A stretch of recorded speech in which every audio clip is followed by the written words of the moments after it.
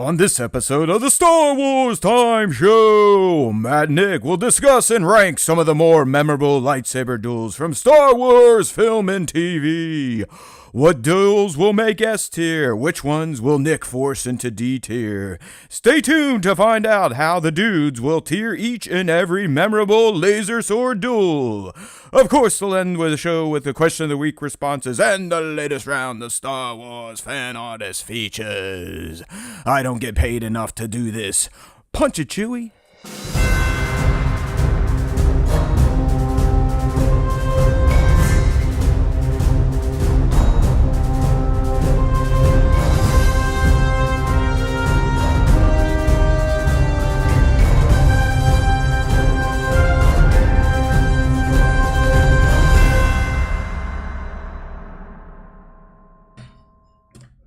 Hey now, everybody, but young Nick, yes, young Nick has been replaced by a graphic for now. Hopefully that does not remain there for the entirety of the show, but he is currently lost in working space.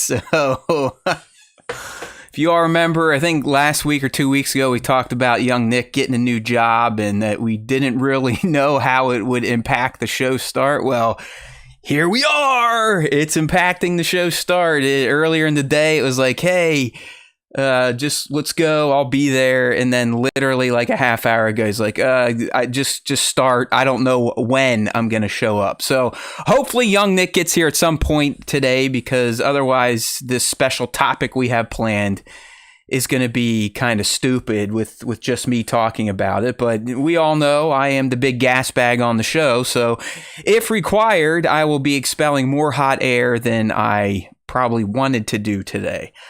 So, listen, it's first few days back at work. He's kind of getting used to the cadence of the schedule.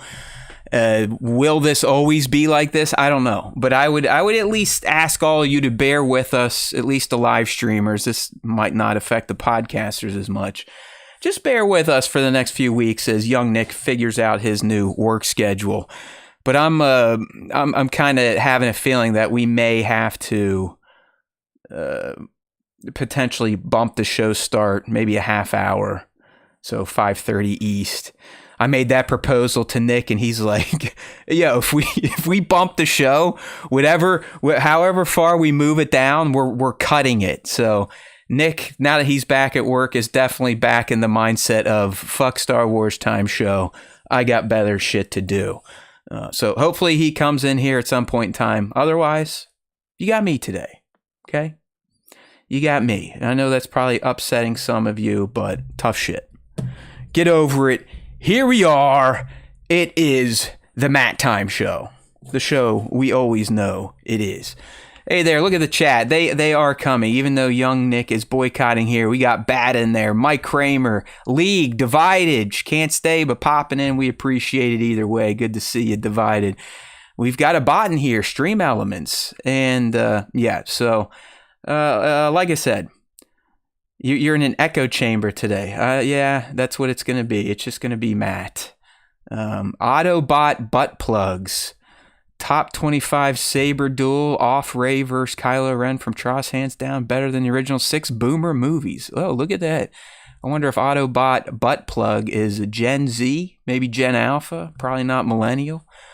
But yeah, we are doing the top 25 saber duels. We'll be getting that down the road a little bit, so please stay tuned if you're just popping in here. But that's our main subject. So we looked at, I initially had 30. Young Nick didn't like that. He got grumpy with that too, and we whacked it down a little bit, got it to 25. He had me cut Qui-Gon versus Maul on Tatooine. The training duel from the Kenobi series between Padawan Skywalker and Master Kenobi. And he had me kind of combine some of the Acolyte stuff. So like I said, I can tell Nick's got the stress back in his life, because he's starting to get back to we got to get done with the show quick, and I don't give a shit about what we do. Let's make it as smooth and as short as possible. So we will be getting to those. We'll be doing our tier rank. We actually put out our fan board on Tuesday. You had 24 hours to fill it out. So like we've been doing when we're doing the tier lists here, we will compare, hopefully, Nick and I's board to the fans. Otherwise, it'll be my board to the fans, but we'll see.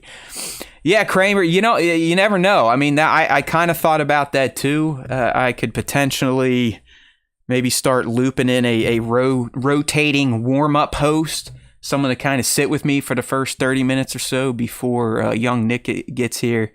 You never know, but we'll see. Like I said, let's let October play out.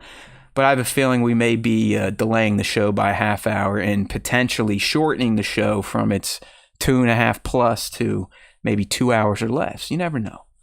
You just don't. But one thing we do know, there's always time for Star Wars time. So let's get down to it. Mike, hey, appreciate you, man, on this super chat there, brother. I will make sure to get to your question first.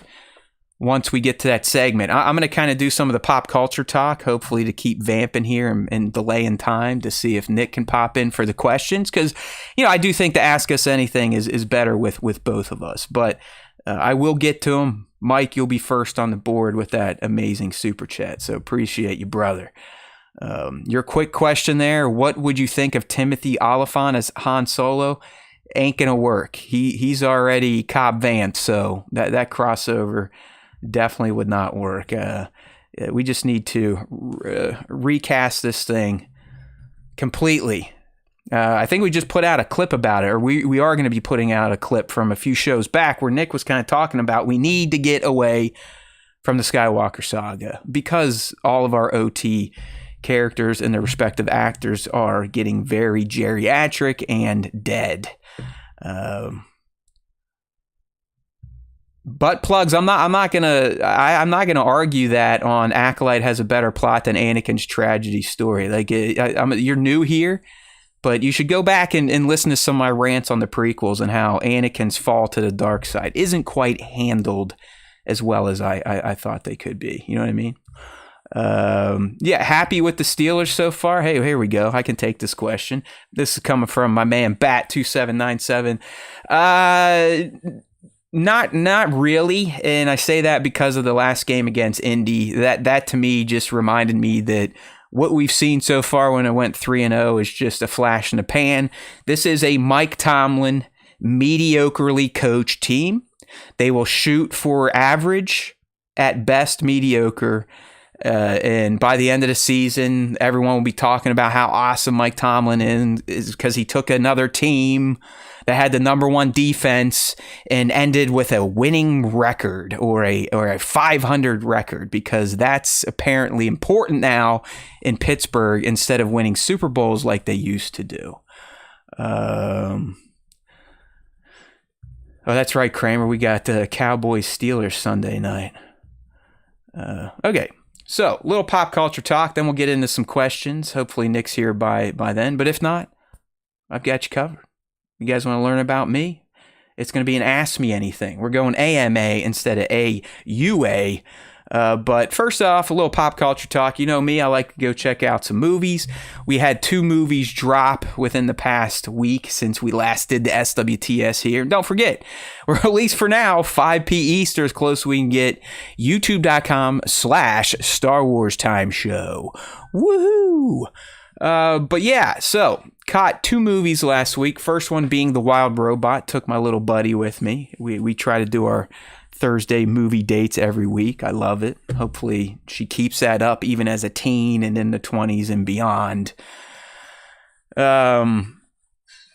So this film, who's in here? Hey, Double A, welcome. We'll see where we're not doing a rank 1 through 20. We're gonna do tier list Double A. So we'll find out where Battle of Heroes goes. There's a good chance it's gonna end up in S tier. All right, but hey, not everyone is a prequel homer, so you got to have some room for other opinions. But thanks for showing up, Double A. We speak your name. There used to be a Double A on the Howard Stern show. I wonder if they're related. Anyways, back to the Wild Robot. So this is from DreamWorks, animated flick. And hey, guess what? It's got some Star Wars ties to it. All right. In fact, 2 of the 3 main characters are Star Wars actors. Lupita Nyong'o is the robot, and then Fink is expertly voiced by Pedro Pascal, and that's not the only Star Wars inclusion in the Wild Robot, because Mark Hamill also voices a bear character. But with all the Star Wars ties aside, this movie is fantastic. All right, The Wild Robot, probably the best animated film DreamWorks has ever made. One of the best animated movies overall. I don't care who has produced it, be it Pixar, Disney, DreamWorks. This movie is the shit. It's fantastic. It's a very simple tale about, family, but it tugs on those heartstrings, as they say. I mean, it pulls on them hard, so much so that even my 8.5-year-old, when we were done, looked at me and said, "Hey, Dad, there were some pretty sad parts in that movie." And she's the one usually making fun of me for getting emotional at the theater. So the fact that she actually was cognizant of like, wow, this, I kind of understand why these moments could be sad, such as, raising someone and having to let go and what that's like. I mean, shit, if you're a parent, this movie's it's gonna make you feel, all right? In fact, unless you are completely vapid, you have zero human emotion, you're a damn near robot, I don't know how The Wild Robot couldn't move you in some form or fashion. It's just fantastic. I think it's trending at like a 98 or 97 on Rotten Tomatoes, in case you're one of those people that needs ratings to justify going to a movie. But this film it's beautiful. I mean, it's a very simple tale about family, in this case, a non-traditional family, and what it takes to be a family, and the joys of being a family, but also the kind of the pain that comes along with having a family and loving people, and what it takes to love and put that out into the universe. So great flick here, Wild Robot. Can't recommend it enough. Go check it out in theaters if you can. The next one here, though, it's something like, holy crap. And it too has Star Wars ties. I mean, its lead is Adam Driver. Giancarlo is also another lead character. And if you don't know what I'm talking about, it is Megalopolis from Francis Ford Coppola, the guy that did The Godfather, Bram Stoker's Dracula. He's got some weight behind his name. It's a loaded cast. I mean, you got Driver, Giancarlo, Aubrey Plaza, Dustin Hoffman, Lawrence Fishburne, Nathalie Emmanuel. Hell, they even dug up Shia LaBeouf. And what's his name? Is it John Voight? I mean, it just loaded with talent. Talented director. I used to think he was one, but Megalopolis is awful. It is awful, people. Megalopolis is the worst movie that I can remember ever seeing. I'm not even going to qualify it any further. I'm not going to say the worst movie for having a ton of talent. It is just fucking bad. Like, it is very, very, very bad. So bad that if I had something else to do Monday evening, I probably would have walked out. It's that bad. And I typically would never even consider walking out of a movie, because you at least got to watch the whole thing to see how it goes. But this, who cares how it went? Worse than ROS. What's ROS? Are we talking Revenge of the Sith? Yeah, I mean, bad. I'm trying to think of a worse movie that I've seen in my 44 years, and I don't think I can name one. It's just terrible. AA has nothing to do with wokeness. It's just the storytelling's bad, the editing's bad, the VFX is bad, the directing choices are bad, the acting choices are bad. it's really hard to even tell what the hell the exact message is here. I mean, you got a guy, he can stop time. They don't really explain why, but sorta, because he invented this Megalon element shit. Dude, it's just... If you've ever seen Shark Boy and Lava Girl, that is the quality of special effects we're working with in Megalopolis. Yeah, League, you're right. I mean, League put in here, Matt, you contributed to the $4 million box office. Megaflopolis. There's literally no better way to explain it. Like, I just don't know what Coppola was thinking here. I can only assume his buddy George and Steven, they're all like, yeah, Francis, it's great. It's awesome. You're visionary. We see what you're doing here. It's very chaotic. It's like a fever dream. And no, I don't. Someone failed Francis Ford Coppola here. Either George, Steven, Ron Howard, whoever is in his inner circle, they let this guy down. This movie should not have seen the light of day. I know he's been working on it for decades, but it's absolute dog shit. Okay? It's so bad. And I wanted to like it, but it's just like, what are we doing here? Like, what are we doing? What are we doing? All right, everyone. Hey there, Be Mad. Thank you, brother. Good to see you, bro. Don't worry, I got some of your questions queued up. I'm trying to vamp as long as I can to try to get young Nick in here, but I don't think that's going to happen anytime soon. So I'm going to go ahead and move over to the Ask Us Anything board. We'll get the questions going here, and maybe he'll show up. To get back to Bat on the chat, he said Rise of Skywalker, not Revenge of the Sith. Yeah, I mean, Rise of the Skywalker is an Oscar contender compared to Megalopolis. I don't know how hyperbolic I can get to explain how shitty Megalopolis is. It is... I wouldn't be surprised. I mean, I'm sure a distributor picked it up to stream it, but I wouldn't be surprised if you know, Max or Amazon Prime, Apple TV, they're just like, no fucking way. Like, there's no amount of money we want to pay to even be able to stream this movie. All right? It's sucky. Like, I'm getting angry just talking about how sucky it is.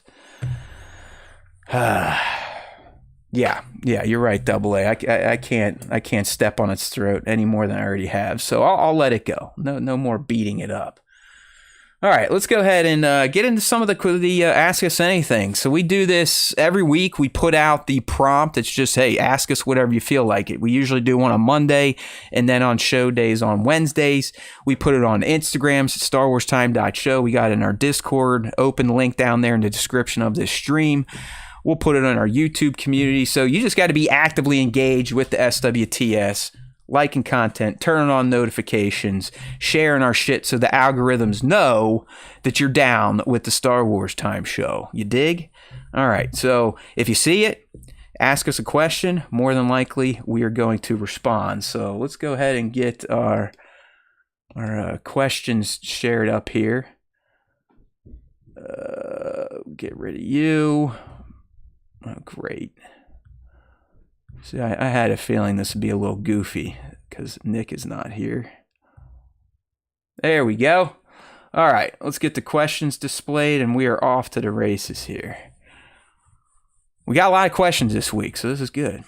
But I am going to start. I know Jared's got one in there. I'm going to go ahead and start with the one that Michael Kramer tipped us on up at the top for a second. So give me one quick deal here. Just got to get everything on screen. All right. Lock and load. All right, Kramer, let's get back to yours real quick. Kramer was asking here. Coming from Michael Kramer, super chat style. We appreciate you, homie. Who would make a great Malgus and Malik if they did KOTOR in live action? Well, Malgus wasn't in KOTOR, but I will still respond to that. I honestly think, you know, love him or hate him, I think The Rock is perfectly suited for Malgus. Right? He's bald, a hulking figure, throw him in that armor, give him the hood. I mean, we already kind of got his version of Malgus sans the white skin tone in Black Adam. So we already kind of have that model. But I think, maybe even Batista, but he's kind of slimmed out. So I think The Rock would make the best Darth Malgus, 100%. When it comes to Malik, that's a little trickier. I still would think like a beefier character, a more, I guess he's not as swolled out as Malgus, right? Malik is a little more lean. Who would I like as Malik? Who's kind of a cool bald actor that we have right now? Who is a cool bald actor? Let me think here. Oh, okay, from Split. So we're talking what? McAvoy? James McAvoy as Malik? All right. I could potentially get down with that. I still need to see his latest movie where he kind of plays a crazy person. I forget what it's called, but it's out now. McAvoy. All right. I could get down with that. I'm trying to think of other... Vin Diesel as Malik. I mean... I know Vin's not the most robust actor, but he could potentially play a Malik. You know what I mean? Yeah. All right. So I like that one. Thanks there, B-Mad, for the McAvoy take. He does seem to play a good schizophrenic character, if you will. And in his latest movie, I wish I knew what it was called. If anyone knows, go ahead and shoot me in the stream. But he looks pretty getting swolled out, a little jacked up. It might have been taking some HGH. You never know. All right. Well, thanks again there, Kramer. Now we will get to the posted questions here. First one coming in. There you go. Mike Kramer got it. Speak No Evil is the movie. I need to check that one out still. But first, Joker Folie à Deux tomorrow. All right. First question here coming from our pal, Sir Dork 730. I got my little Khmer he sent me sitting up there. I love it. And he's asking, in light of Star Wars Outlaws being awesome, and it is, what would be an ideal Star Wars video game for you both? I would have loved to play as Din Djarin before the events of Mando Season 1. Hunting bounties and fulfilling missions for the armorer sounds awesome. Okay. Good question. I agree with Jared here. Outlaws is fantastic. I actually have just entered into the end game mission. I think I'm 35 hours in. Could probably spend another 30 hours in there cleaning up all the side stuff, but I'm kind of ready to move into the story because I'm enjoying the story and want to see it wrapped up. But what would be the ideal Star Wars video game? I mean, honestly, the genre that Outlaws is the ideal Star Wars video game. Fairly open world, open approach to missions. I like the setting in the original trilogy. There's a lot of interesting stuff and how they're kind of looping in the Empire, the Syndicates, and the Rebellion. So it would be set in the OT. It would still be probably third-person open world like we got here. But honestly, and this is no knock on Kay Vess. I think Kay Vess is a very cool character. She's a very interesting new scoundrel. I'm down with all that. I actually think she's the perfect type of character for this. But I would prefer more role playing aspects, and I'll explain it. Like I would definitely prefer if the character was a nobody, was us, okay, a no name, like we've played in other open world type of games. Because I would like a character creator. I choose my gender, my looks, my disposition, possibly my skill set. Do I want to be rogue? Do I want to be a tank? Do I want to be an attacker? So I would like more RPG looped into the Outlaws formula. And instead of being a new character or a legacy character, I would like it to just be a nobody. So you truly are playing out a fantasy RPG type of deal in Star Wars. And like the Republic Jedi saying here, they're saying we need more of that kicking someone's ass with the Force Unleashed type of game where we just all out destroy things, but in the old Republic era. Yeah, and that's what I'm saying. Like the RPG aspect, like you could pick yourself as a Force user, and then you could dip light or dark, or you could be a scoundrel, you could be a bounty hunter. You name it. I would just like more options in my character and what I could do. Again, not one of these channels that's all upset that the lead is a female. I think K-Vess is great. I'm really enjoying the story that is being given to me. But if I had the billions of money to make one, open world RPG, player chooses their character's look. They choose their faction or their character type, and then their choices and whatnot would kind of affect their disposition in the universe and how people perceive them. But the Republic Jedi is not wrong. I'd also like just to, in old school arcade style, beat the shit out of everyone because you have the Force in a lightsaber type of game. I know a lot of you love Cal Kestis in the Jedi series, and it's not bad. I mean, the story got way better in the second game. But as you've heard me bitch and moan before on the show, I do not like the combat in the Jedi series, Jedi Fallen Order, Jedi Survivor. I fucking hate it. I mean, I do not like that what do we call it? Dark Souls-esque type of gameplay for a fucking Jedi, okay? Jedis aren't lugging around broadswords. They're not doing parries and counters and timing their moves. They're not hitting stormtroopers and just knocking them over. They're cutting them in half. They're decapitating them. They're chopping off body parts, and they're moving quickly. All right, they're moving fast. We need the speed of the prequels, the speed of the Acolyte when it comes to lightsaber duels in our Star Wars video games. All right, I'm trying, everyone. Remember, it's just me today, so I'm trying to stay in tune with the stream as it's flipping by while also spitting out nonsense out of my head. So, hey there, Mariana, good to see you again. Nice to see you back in the chat. And what else we got here? Yeah, B Mad saying an open world version of Jedi Academy. Sure. I really think the open world aspect shines in Star Wars Outlaws, in the world that the Massive has created. All the planets, Akiva, Kijimi, Tatooine, Kanto, Toshara, they feel lived in. They feel alive. You can just putz around the town square and run into something or hear a new conversation. So I love all that type of stuff. Got another one here from B Mad looking into Warhammer. Yeah, I will pick up Space Marine 2 at some point in time. There's no doubt about it. I got to finish Outlaws, and I need to go back to FF7 Rebirth to get that one figured out. And good man Kramer, you're with me. There should be no demon souls or Soulsborne combat in a Jedi type of game. All right, moving on. Next question here. This one coming from our dude, Beast Mobile 96. Which era of Star Wars would you like to live in the most, and which planet? All right, Beast, this is easy for me. I'm probably gonna go OT, original trilogy. Even though it's chaotic as fuck, we've got open rebellion, we've got an empire. It just seemed really exciting. It seemed like an era where anyone could become a hero, anyone could become a legend. There was opportunities for greatness and for honor and for Valhalla.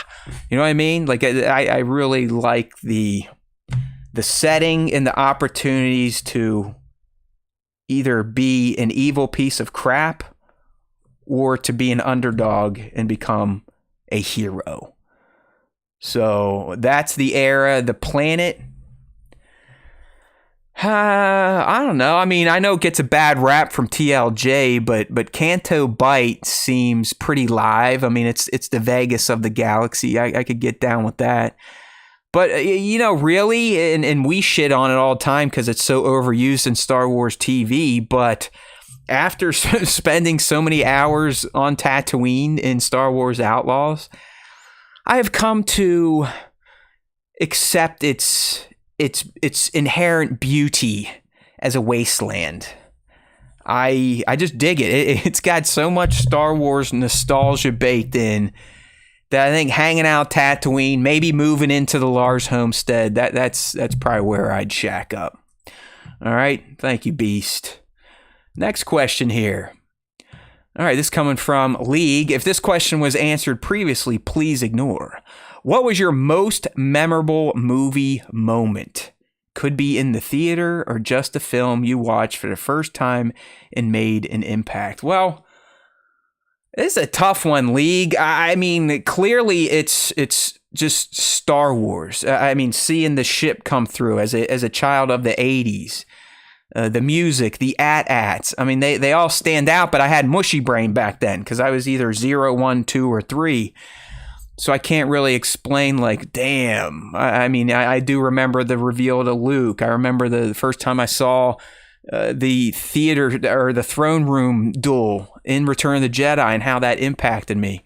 But I was so young, like, it's hard to describe realizing that it was a memorable moment because it's become not only the soundtrack of my youth, but literally my youth. It's the video that plays in my head. All I remember is watching Star Wars and being super happy watching it. So let me fast forward it, and it's going to be one of these two deals. It's either going to be the first time I saw the original Matrix in 1999, or possibly the first time I saw the Fellowship of the Rings. But I think I'm going to have to go with The Matrix. I mean, that movie is one of my favorite of all time. I know the trilogy didn't quite pan out. I still think it ended up being better than the sequel trilogy, even though it gets kind of wonky. But the original Matrix was it was so groundbreaking. I mean, a lot of the younger generations, you don't even understand what that movie did for VFX. I mean, all that fucking bullet time shit, you know, the stuff that Snyder, his slow-mo. I mean, that's pretty much all came from the Wachowskis. This movie, you know, the concept of we're all living in the Matrix and the machines took over. It was just fucking mind-blowing. And then the end when Neo becomes the one, and it kind of ends perfectly, and could have been a standalone movie and been great just with the OG. So I'm going to go with The Matrix then as an adult. It absolutely blew my mind when I saw it. I absolutely loved it. We got coming from the Peanut Gallery here. B Mad's going with Avatar is the one that blew him away as a young teen. I was probably in my mid 30s, bro.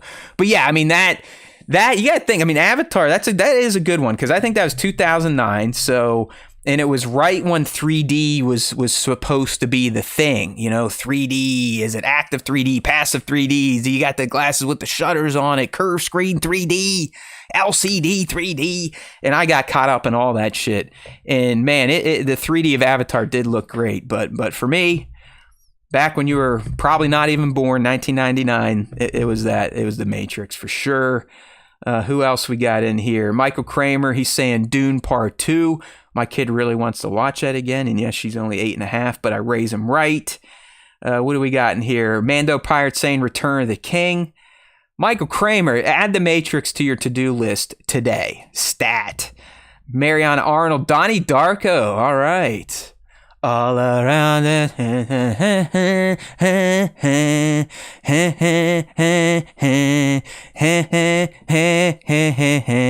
How you like that? I love that song. For some reason, the name of the song is escaping me right now. But when the first Gears of War came out and that was used, what's it called? Marianne, what's the name of that damn song?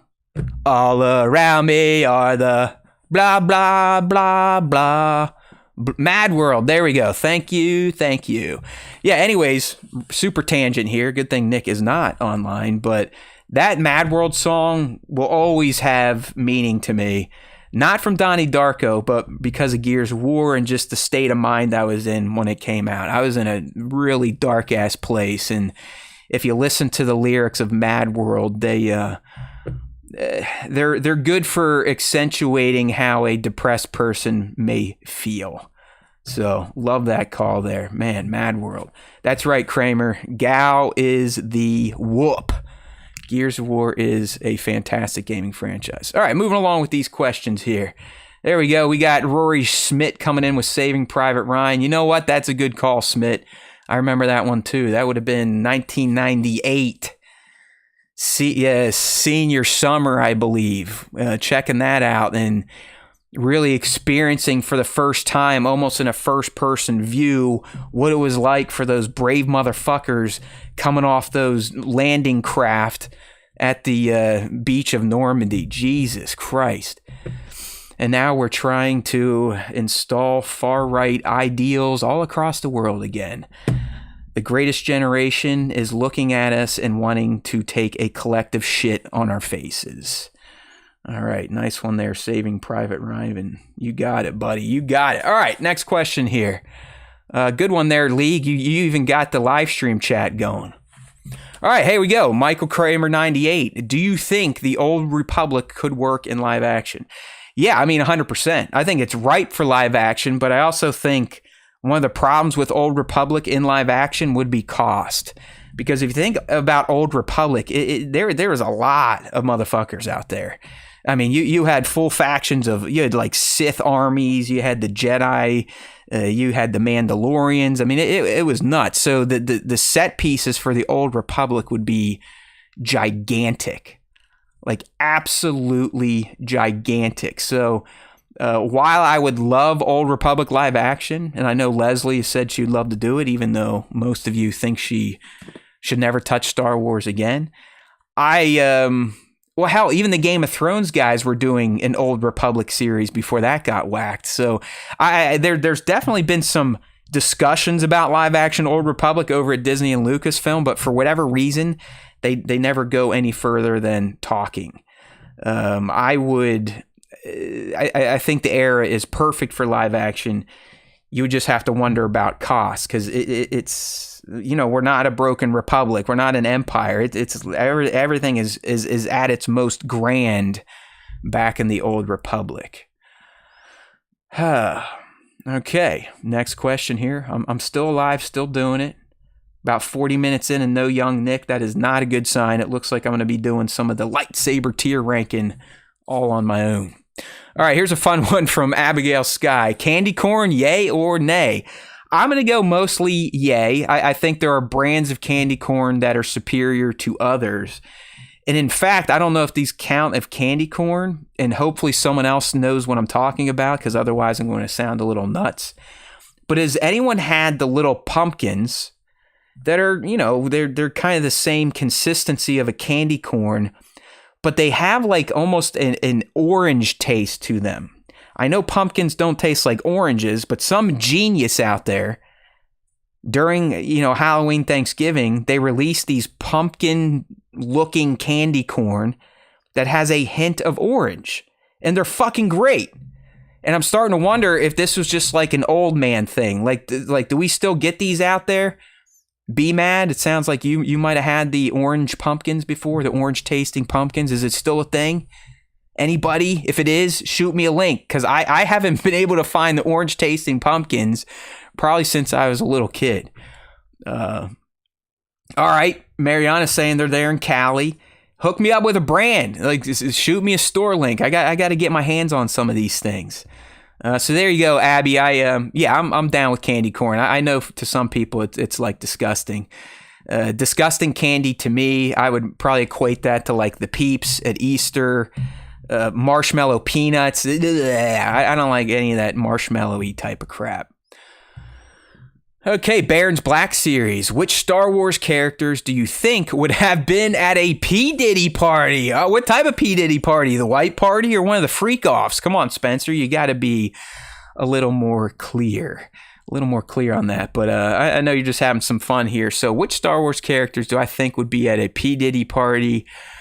I think Sai. I think John Yowza. Pretty much anyone that hung out at Jabba's canteen or Jabba's palace would be there. I could see Boba Fett rolling through. He's a little shady. You saw him in the Return of the Jedi Special Edition getting all flirty with that alien looking singer.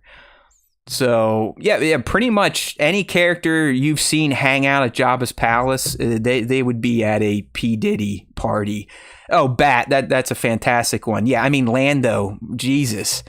I mean Lando is basically described as pansexual, so I would see that. B-Mad's also thrown Padme up there because, like young Nick, he believes Padme is the most evil and diabolical character in all of Star Wars. Double A saying Emperor Palpatine would be up there, that's for sure. Yeah, I mean Jabba would fit too. Like I said, any of those lowlifes you saw at Jabba's palace, they'd be rolling through. I don't think Cobb Vanth would roll through there. Cad Bane, that doesn't seem to be his style. He is very businesslike. So Salacious Crumb would definitely be there, and God knows what he would be getting into. So yeah, fun one there from Spencer. Dig it. Next up, and Scion XTC, Pelimoto. Scion XTC, what would you pick as a mutant power, and are you born with it, or is there a story? Damn, that's a good one. Listen, I think I would want to be born with it, because when it comes to mutant powers or comic book characters in general, I was always an X-Men dude first. I always was drawn to the mutants versus the other people that, got powers from spiders or getting struck by lightning, shit like that. So the one answer there, Scion, I'd want to be born with it. And the actual power, I mean, can it be a combo of powers? Just a singular power? If it's a singular power, I think I would go the ability to fly. I just think it would be rad to be able to get anywhere on this planet or the galaxy by flying myself. And flying as fast as Superman, like almost Flash level fast. If I could combine powers, I would want to be Superman. I mean, who wouldn't want to be Superman? I'd want to be invincible. I'd want to be able to fly, shoot shit out of my eyes, blow stuff out of my mouth, all that type of stuff. Hold on. Someone's calling into the show here. Let's see who this person could be. Oh, look at this. We have a special guest. Let me go ahead and bring him in here. We got to switch up screens here, Nick. Hey, there he is. He made it. All right, buddy. We've just been we've been going through some of the Ask Us Anything. You might as well join in with the latest question here. I just kind of gave my answer, but Scion XTC wants to know, what would you pick as a mutant power, and are you born with it, or is there an origin story? I feel like the answer is easy. It's Wolverine. Wolverine powers are the best. Like even if you've read like some of the Marvel comics, like the amount of shit that Wolverine can go through and not die is pretty crazy. Like I think in one of the threads, I think it was within the Marvel Civil War comic thread that came out like before the movie did, way before the movie did, he was like exploded into pieces by a mutant who had like nuclear abilities, and he still was able to like reform his body and didn't die. He's like Sauron. Nuts. Yeah, he can basically like nothing can kill him. I don't even know if it's possible for him to die. I know that he like technically died in the Logan movie, but in Marvel Comics world, I don't think it's possible for him to die. So do you want to be? So you want to be born with it then, like me? Like you want to be a true X-Men? Like it's been in your genes, and it might take a little bit for it to kind of, go through puberty. But okay, yeah, all right. Yeah, I would do born with it for sure. All right, Wolverine. Okay, so invincibility and increased strength. I went with, if I could just have one power, I'd want to fly. Just that's a good one. Zip around the galaxy or the planet. You never know. But for a character, I picked your favorite, your number one, Superman. So there you go, Superman, the guy whose only weakness is green stone. Wind him up, let him go. He hates the Man of Steel, but he'll be first in line for James Gunn's 2025 Superman. Don't you And that'll worry. make $200 million. Like, oh my God, Nick. Talk about flops. I was talking about my Megalopolis view. oh God, yeah, that thing's awful. Dude. I told the group here, I don't think I've ever seen a worse movie in my entire 44 years of life. I mean, it's honestly not surprising. It's look who, I mean, I know Francis is old, but I mean, the guy is a legend in Hollywood. I mean, he's him, George, Steven, they're like the dudes, and the cast was loaded, and I'm not going to go into it, but holy shit, man. I'm talking like 0 out of 10.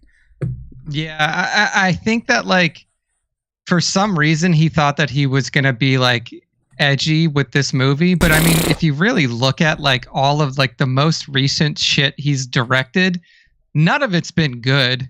Like the what's the last good movie that he actually directed? Bram Stoker's, I'd say. Yeah, I mean, it's holy shit. I'm like looking at all this crap that he's directed, and you're right, he hasn't had a good. I mean, like you could argue that Jack wasn't that bad. I mean, Jack was definitely like a bit off kilter for him when you compare it to the rest of his movies, but it was watchable if you were a child. I mean, his daughter has more recent success than he has. Oh, yeah. Yeah. But yeah, I mean, like he's been on a downward whatever. slope. Man, this is what happens when you got too much money and you got time on your hands. You make and nobody's going to tell him no. Exactly. Either. That's the problem. Well, that's what I'm saying. It's like George and Steven should be embarrassed at themselves for not watching this and going, hey, man, like, this shit sucks. Yeah. I mean, like somebody just needs to be like, you get to a level of like, of importance and of like, they couldn't do it to that, George like, either. So yeah, I mean, I feel like maybe somebody tried to tell George and he was just like, whatever. Oh, dude, I don't care. Rick But McCallum, like if we want to like go back in time, he was his producer on the prequels, and he was a yes man.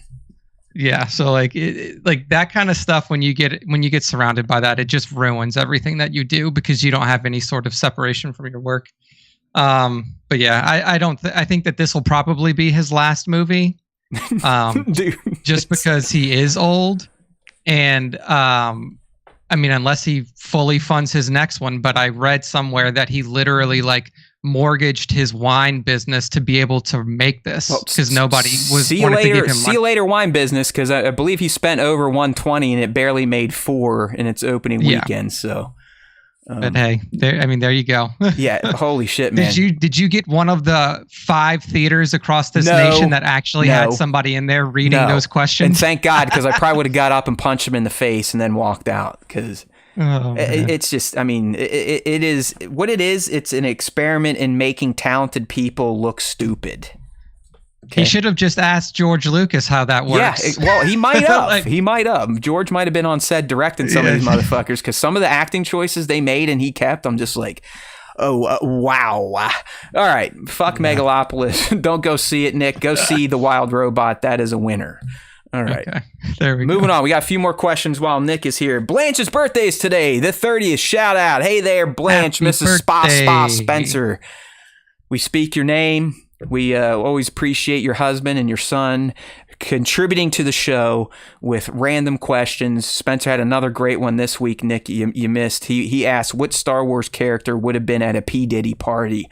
I thought that was a quite relevant question to ask. Jabba the Hutt. 100%. Oh, no, hey, look at that. Look at this guy. You're right in line with us. I was like, pretty much anyone at Jabba's palace would work.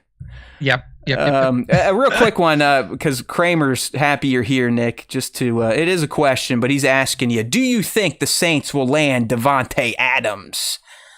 We can't because we don't have the cap space. I would love to because we need it. Like our receivers, we don't have a big body receiver. Like Rashid Shaheed and Chris Olave are relatively small, and we would really benefit from having a larger receiver like Devontae Adams, but.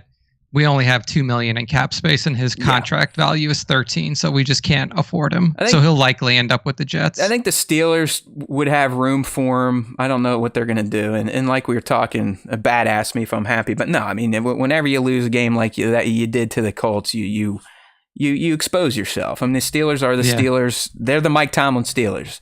Dude, I don't know. I think Joe Flacco might just be the best quarterback ever. because like this dude came back He's with awesome. the Browns I last hate year. Joe Flacco. Like, don't get me wrong. I fucking hate him because of what he did at Baltimore. And like that, I always did not like playing Flacco when he was Baltimore's QB.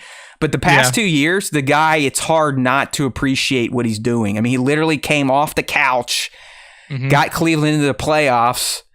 Cleveland told him to go fuck off, got another deal with Indy, and then, Nick, he just got $100,000 bonus for what he did in Sunday's game against the Steelers. One game hits his bonus. It's pretty crazy. Yeah, Wow. I respect Flacco, but hate his guts and would not care if he, drove into the side of a wall. All right, next question. Abigail Sky coming back in here. She asked us earlier if you like candy corn or not. I like that I question. do. Too. I'm a fan. Okay, of since you're here, have you ever had the pumpkins that are kind of candy cornish, but they have like an orange taste to them? Or am I candies that are? It looks like a pumpkin.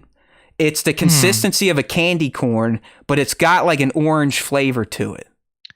No, I've never had that. I've never All right. had those before. I think it's maybe just for old people, but that's like, yeah, I kind of remember those. Anyways, Abby's asking, what kind of music do you listen to, and what's your favorite song of all time? Go ahead, young Nick.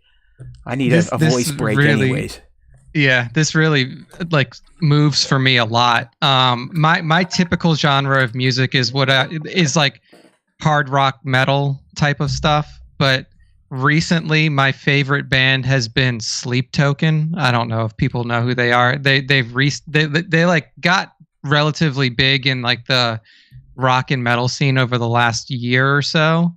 And I really like their music. So like hard rock, are we talking like old school rock bands, or are you more into like Metallica, or even more than Metallica, like death metal?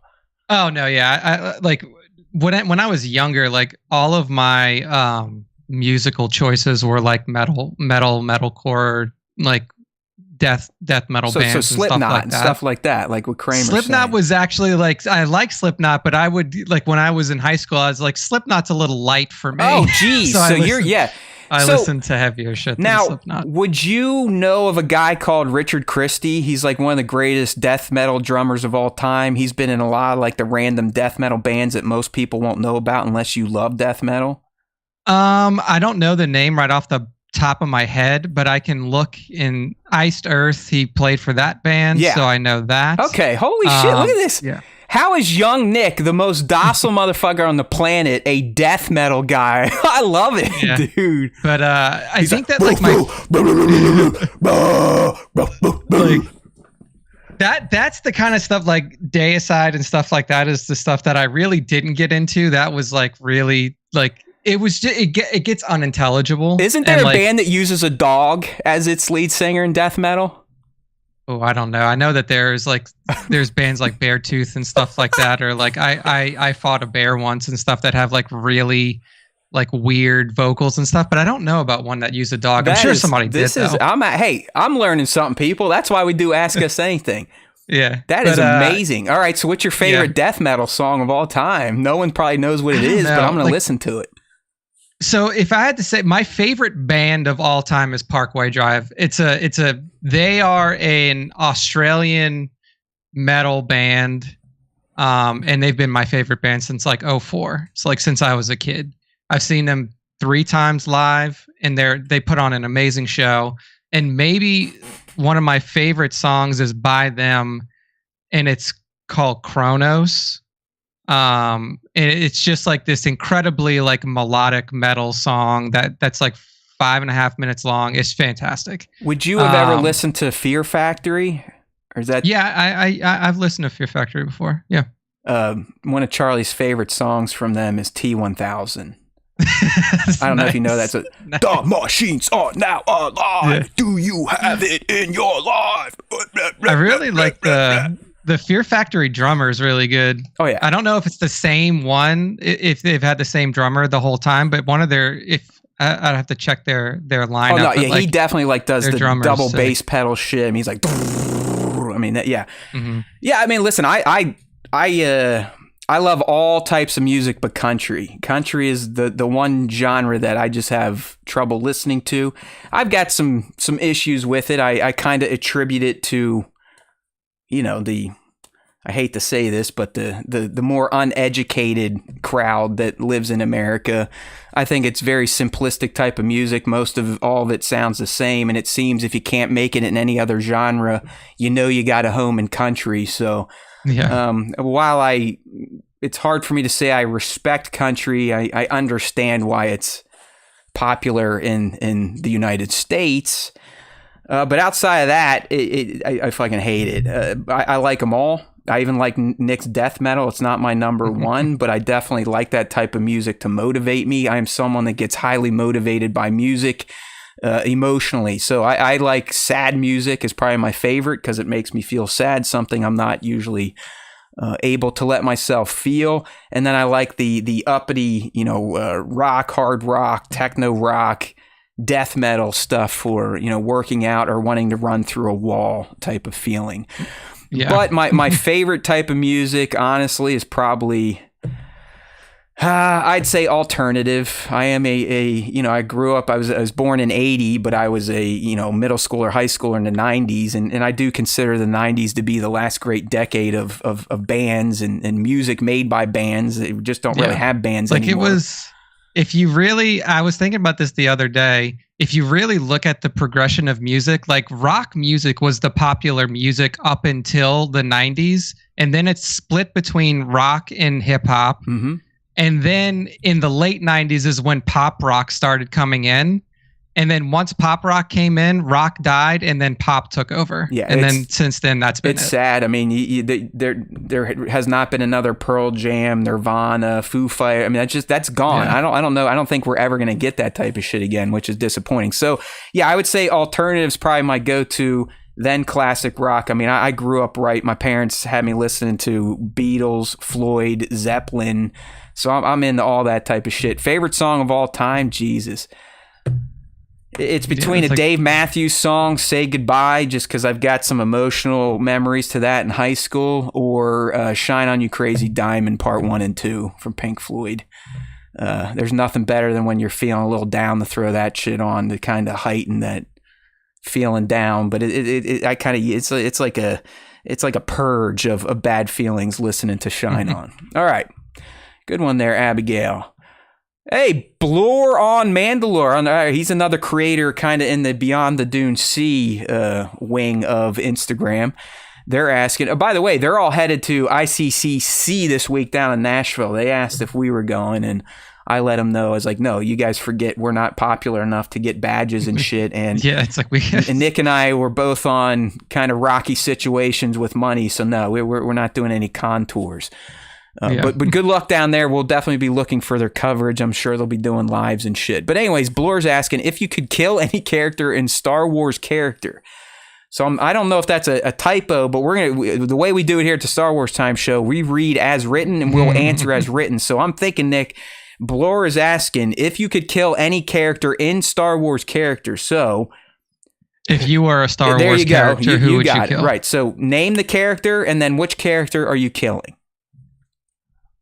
I mean, is it as simple as like the Hitler question where it's like if you could go back in time and kill baby Hitler? That's how you want to answer it, go for it. Because if that's the case, then I'm like... You're killing Padme. I would kill Palpatine as a child. Okay. Or as who though? Who are you going to be to squash his little brains out? That's a good question. I would do it as... it would have to be somebody in the Jedi Order who had the ability to kind of like have future perception in the Force. So, and like that's really the problem is like there's no solid history or canon around that time period yet. I mean, if I had to think of like Old Republic Jedi and stuff like that, fuck, I don't. It's like then you're going way too far back. I don't know, but I would be like a member of the Jedi Order who could like perceive the future and see that there is a threat coming and who it's coming from. And I would kill Palpatine as a kid, or I would like do as much as I could without killing him to ensure that he didn't fall to the dark side. All right. I got a good one here. It's kind of zany, but that's what this stuff's all about. I would be Yoda and I would kill Mace Windu. right during a temple sense. meeting, a meeting of the masters. You know, he's sitting there popping off, laying down all the rules and shit. I'd just be like, and just flip over there and cut him in half. And be like, well, there you go. Just slice him. Okay, slice him and up. then it'd be like, all right, next order of business. That asshole's finally out of here. He's slowing down all our meetings. Next. Okay. Do we have any others? I think that. Yeah. Okay. Got through the questions. Fantastic. All right, people. Well, young Nick got here in perfect timing because we are ready for this episode's special topic. That's right, my friends. We are going to rank the top 25 Star Wars lightsaber duels from film and TV. So this isn't a straight up ranking from 25 to 1.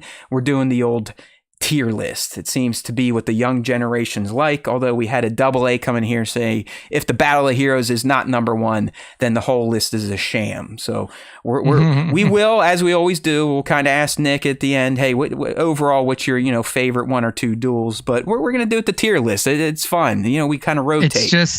I'm just going to spoil this dude's thing right now. Battle of the Heroes ain't going to be number 1 purely because Matt hates rots. Well, let's see. I'm not going to evaluate these based on the movie they come from, but the actual duel themselves. So we'll see. I mean, there's still. I know Nick Gillard cleared it up for us, young Nick, and told us we're idiots. I mean, literally, basically called me an idiot. He's like, "No, you're fucking dumb. That's what they do when they sit there and go wow wow wow wow wow wow wow like they're at a rave." And I'm like, "Okay, I got you. I got you." But yeah, so we're going to tier these out. We got 25 to go through. There's no real set order. Whenever I make these, I load them up in order, and then tier maker's like, fuck you, pal. I'm just going to display the images any way I see fit, which is kind of fun. That way we don't kind of get stuck in the eras and get a little long in the tooth, and let's say with the Acolyte or the prequels or the OT or the sequels. So if you're new here, we just go from left to right. We clear them out. I typically set up the duel, kind of paint the picture of it to get it into your mind, and then young Nick comes in and plays the judge and sets the initial tier. If we agree, it goes in that tier. Otherwise, we'll have a small debate and settle on its actual tier. So we're starting with a prequel one. It's a memorable one. It's between 2 characters we just talked about that we may want to be or we may want to kill, Nick. And I'm talking about the duel between Grandmaster Yoda and the newly revealed Darth Sidious in the Senate chambers. It starts in Sidious's office, makes it into the Senate. They're bouncing around. They're throwing Senate pods. It looks like an even fight. Yoda gets the upper hand. Sidious gets the upper hand, but ultimately Yoda fails. So what say you about this? And I guess the way I evaluate lightsaber duels, obviously the saber play is huge. What did that look like? The use of the Force, the use of the environment, and possibly the impact of the duel. So what do you say about these 2 masters of their specific sides of the Force going at it in ROTS? Yeah, I mean, it's definitely like an impactful duel, for sure, given what happens after, Yoda couldn't kill Palpatine, and then that ultimately leads to the Empire fully taking over the galaxy for a couple decades. So I feel like that's pretty impactful. In terms of like quality, my main issue with this is just my main issue with any of the prequel battles that involve Palpatine.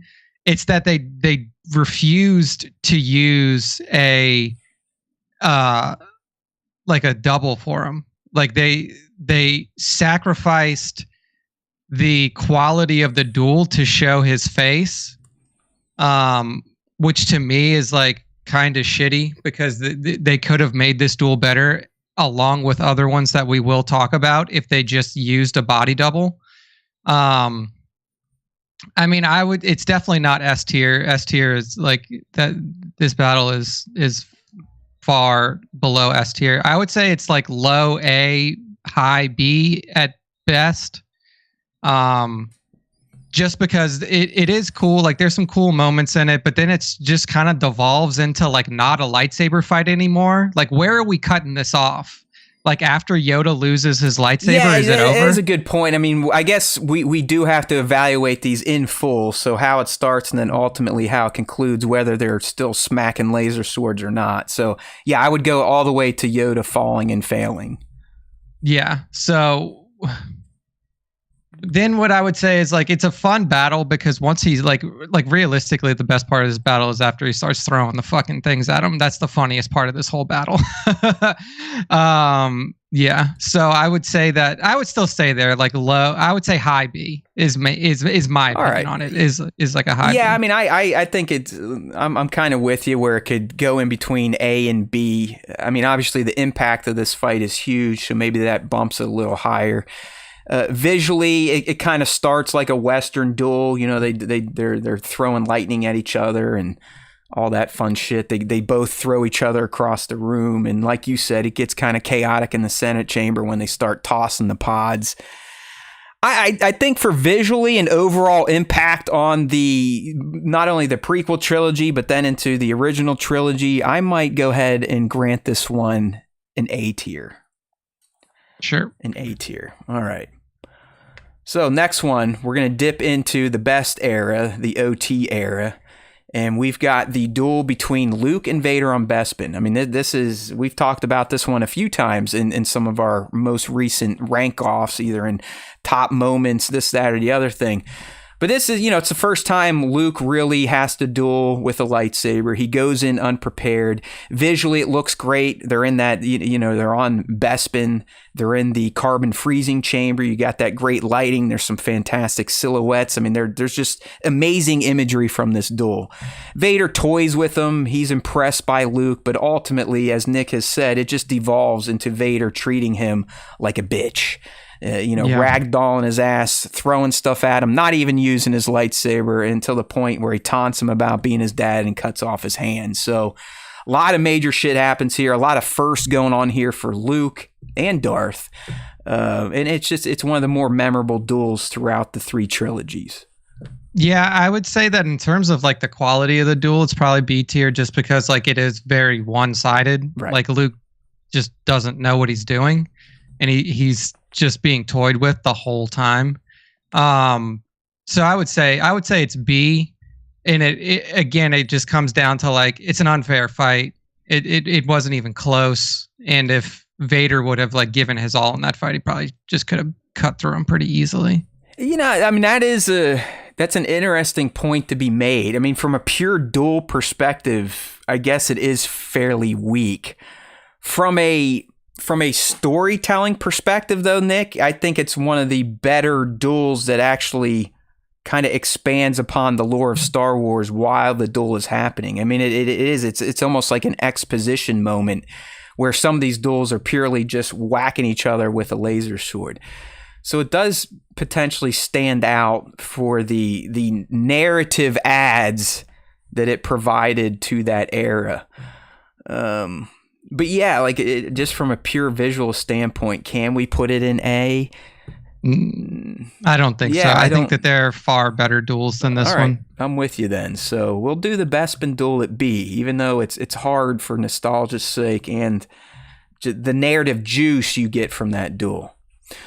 All right, let's go ahead and transition over to the animated wing. We're still down in the prequel era, really the tail end of the Clone Wars, and we're talking about the duel on Mandalore between Maul and Ahsoka. This one was fantastic. If you all remember, they brought Ray Park back. We had that Lauren Mary Kim kind of made her debut in Star Wars stunt acting there. The scene itself, even before the duel started, was huge. It was very impactful. It was very insightful. We learned that Maul cracked the code. He knew what Palpatine was up to. He knew the importance of Anakin Skywalker. And he tried to convince Anakin's Padawan to do the right thing, to join him to take down Anakin and the Chancellor at that time. And then they kick off into a fight, which was just absolutely amazing looking. I mean, it starts in the throne room on Mandalore. It makes it out into the streets, all the way up into it was almost like a dome roof they had going on. They're fighting up there on tight ropes.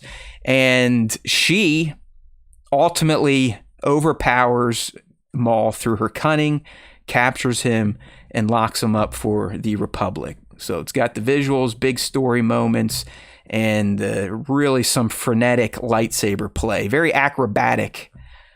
Mm-hmm. Yeah, I mean, for me, this is the first S tier. I think that this is probably I mean, everybody's got their own opinions, but like I think that this is probably the best lightsaber battle ever in animated Star Wars. Okay. And like, I mean, off the top of my head, I can't think of a better one. So I think that the stakes of this battle were obviously pretty big on both sides. Like if Maul was able to do what he wanted to do and like essentially warn the galaxy, like Anakin Skywalker is the key to like the Emperor's plan, then like we could have seen a very different outcome to like what happens after rots or what happens. Yeah, I mean, let's get real. He wasn't going to just kill him and then be like, hey, there you go, Jedi, I did it for you. I mean, he was going to try to usurp power for himself. Take over himself. So from that perspective, like huge stakes on Maul's side, and then obviously the huge stakes that were going on just with the whole siege of Mandalore. So yeah, I mean, quality of battle is top tier. Right. So I would say yeah, yes. I'm with you, man. I mean, this comes from the final 3 episodes of the Clone Wars S7, which many people consider to be some of the greatest animated Star Wars of all time, especially the way it loops right into Revenge of the Sith in its major moments. So I'm with you, man. That's an easy S tier, taking the top spot, our first one in the red. And when we say in the red, we mean good, because red means good in the world of tier listing, apparently. Indeed. Okay, well, you know what? We're sticking to a moment that would have been happening very close to this moment. In fact, it might have been going on at the exact same time, because if we remember, Ahsoka feels when Anakin says no and makes the choice to slash Mace's hand.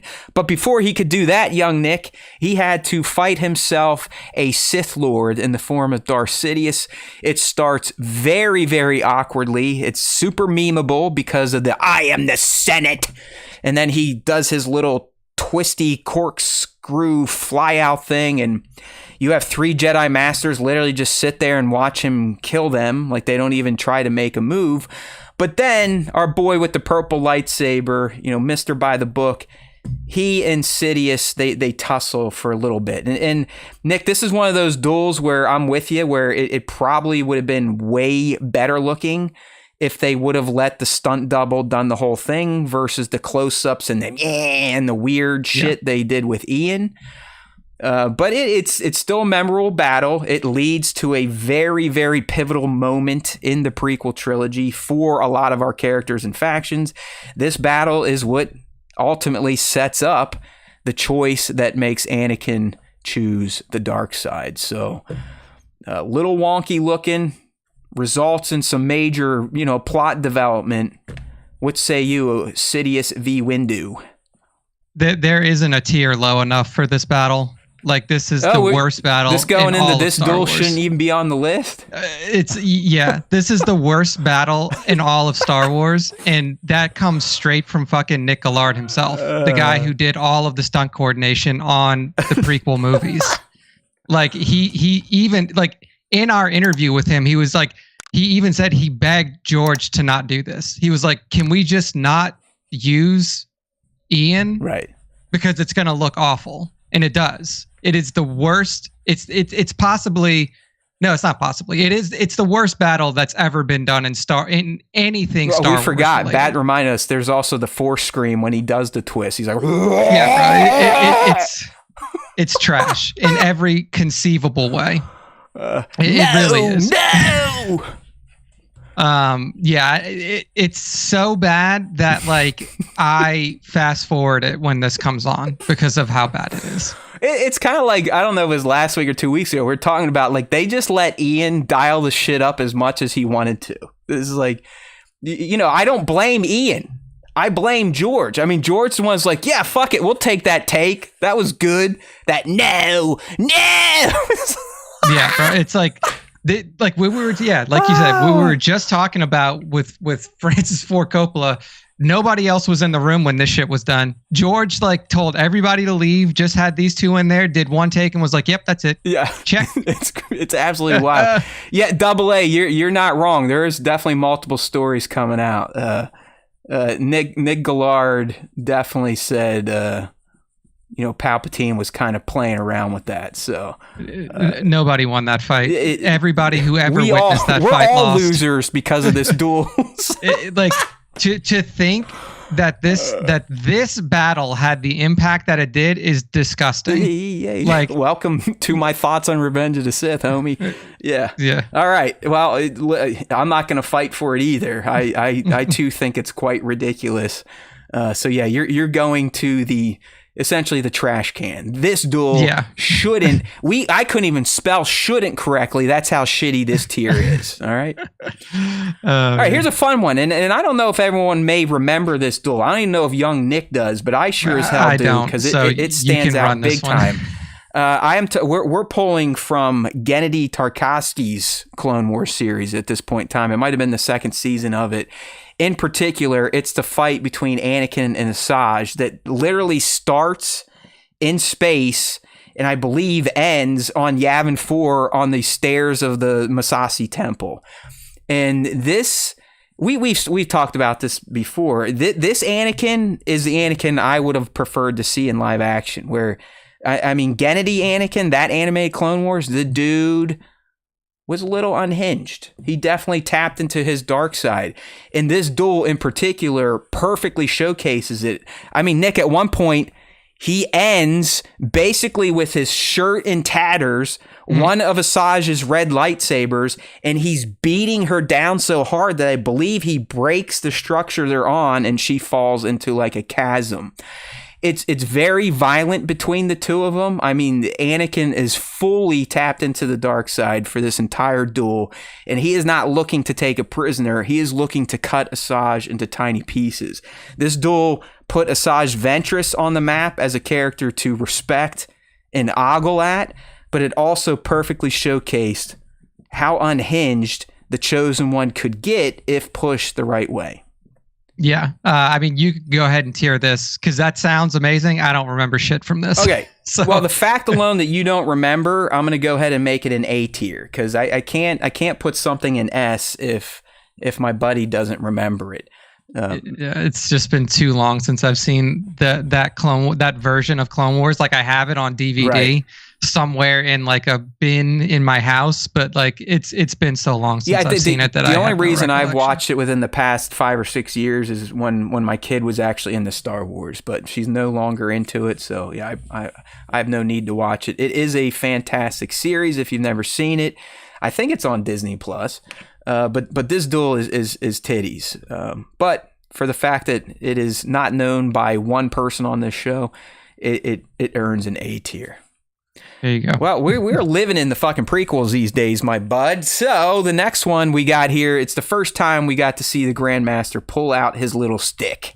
And I'm not talking about that green thing that may or may not have produced Grogu. Am I right? Okay. So Attack of the Clones.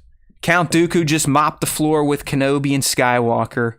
Literally hobbles Grandmaster Yoda. This is another one of these deals where Nick Gillard had something perfectly planned out. And then the day of the shoot, George shows up and goes, "No, stop. This is what we're going to do. And this is what we get." So Yoda shows up. They have their pissing match with the Force. Yoda declares, or Dooku declares, "Hey, we can't fucking solve this with Force power, so let's fight with our sabers." And yeah, it's huge. You get Yoda for the first time on screen lighting a lightsaber. You get the music kicking in.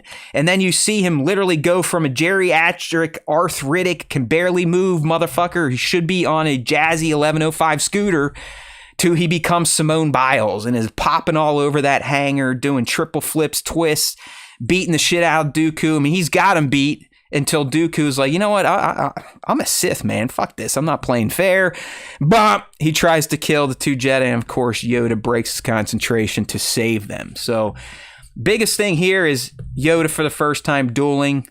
A lot of people have different experiences with this. First time you saw it, you might have been like, holy shit. The more you see it, you may be like, holy shit. So what say you? If anybody has ever listened to Bill Simmons's Rewatchables podcast, there's a category that they talk about on there is like what aged the worst.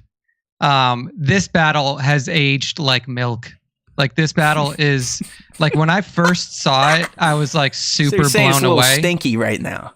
It just is. Little It's not cheesy. good. It's not good. If you go back and watch it, like Dooku trained with like Yoda his entire time that he was a Jedi. Like Yoda does lightsaber training with Jedi.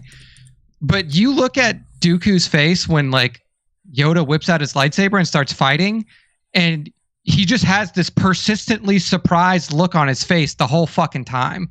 Like he's never seen this dude fight with a lightsaber before. Like he wasn't a Jedi before he fell. And I just think that like as time has gone on, it just hasn't aged well. For me, it's C, just because like it just doesn't look good now. Like I've watched it recently, and every time I watch it, it just looks like Chris Lee is swinging at a green screen.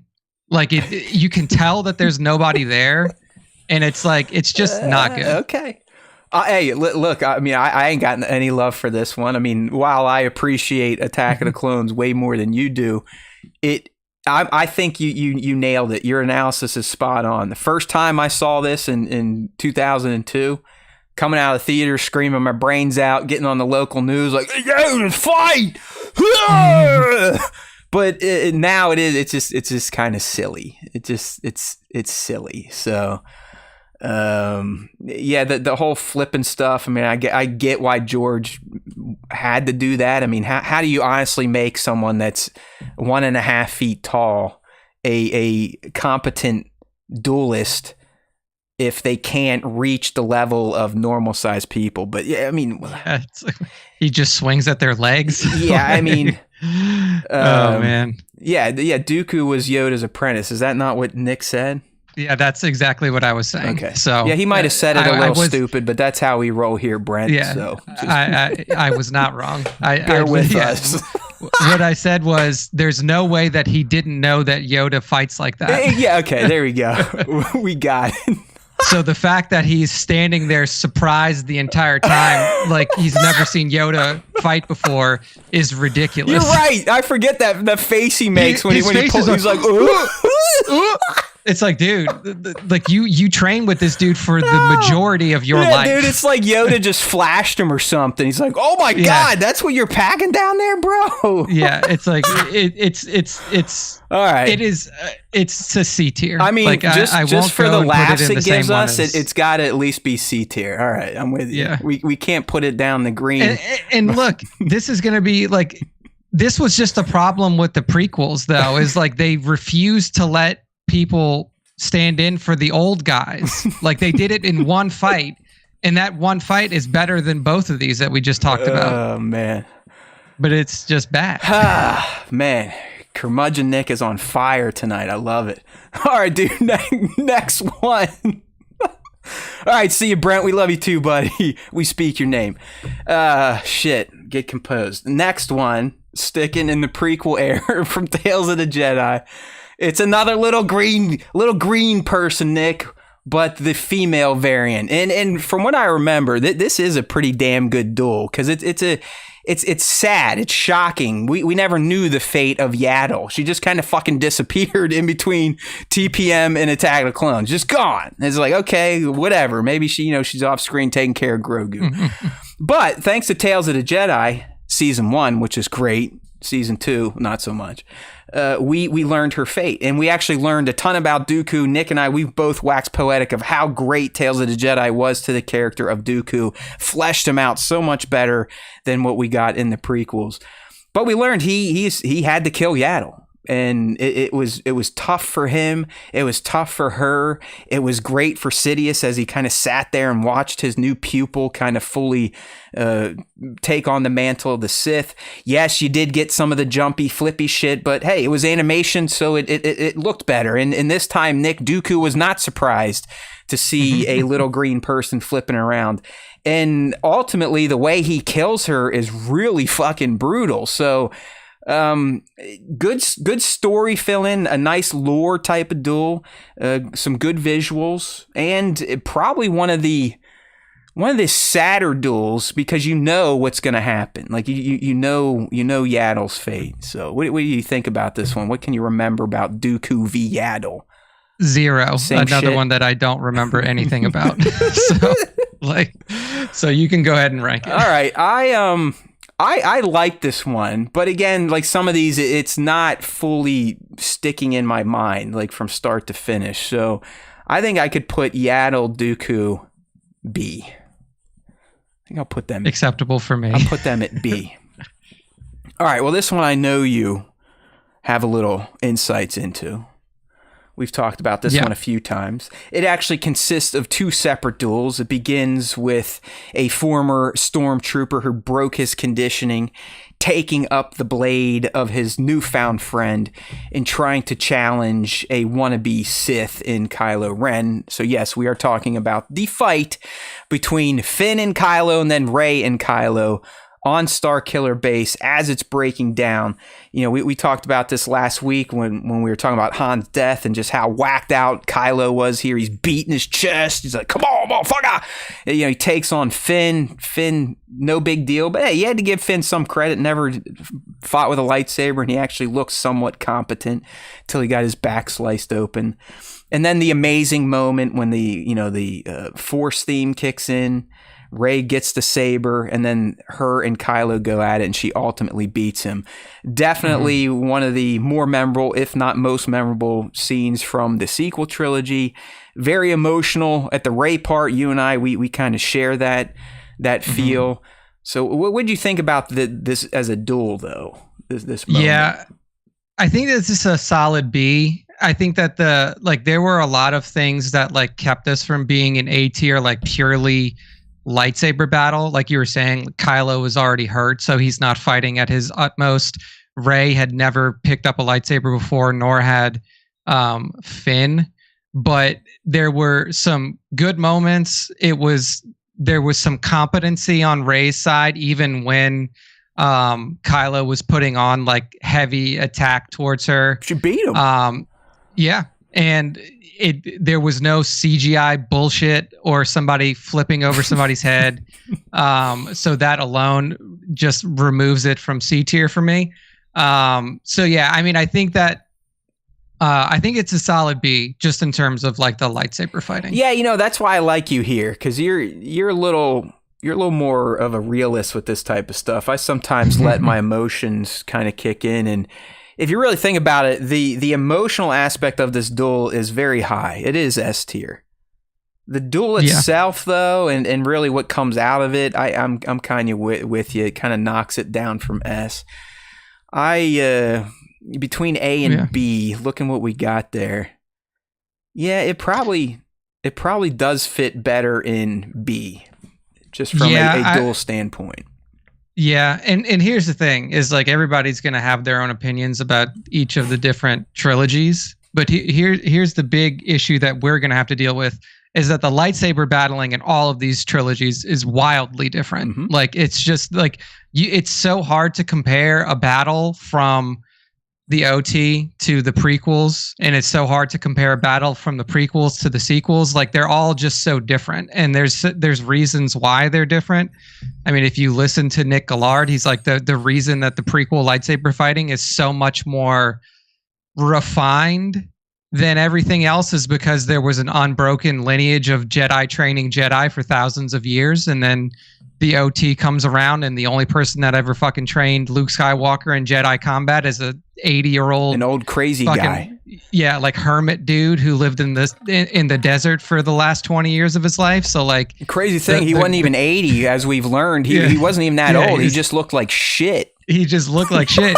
So it's like, it's hard to say, like, it's going to look weird when it's like, okay, well, like this one that has all the cool flippy dippy shit is lower than one that is relatively like plotting and straightforward.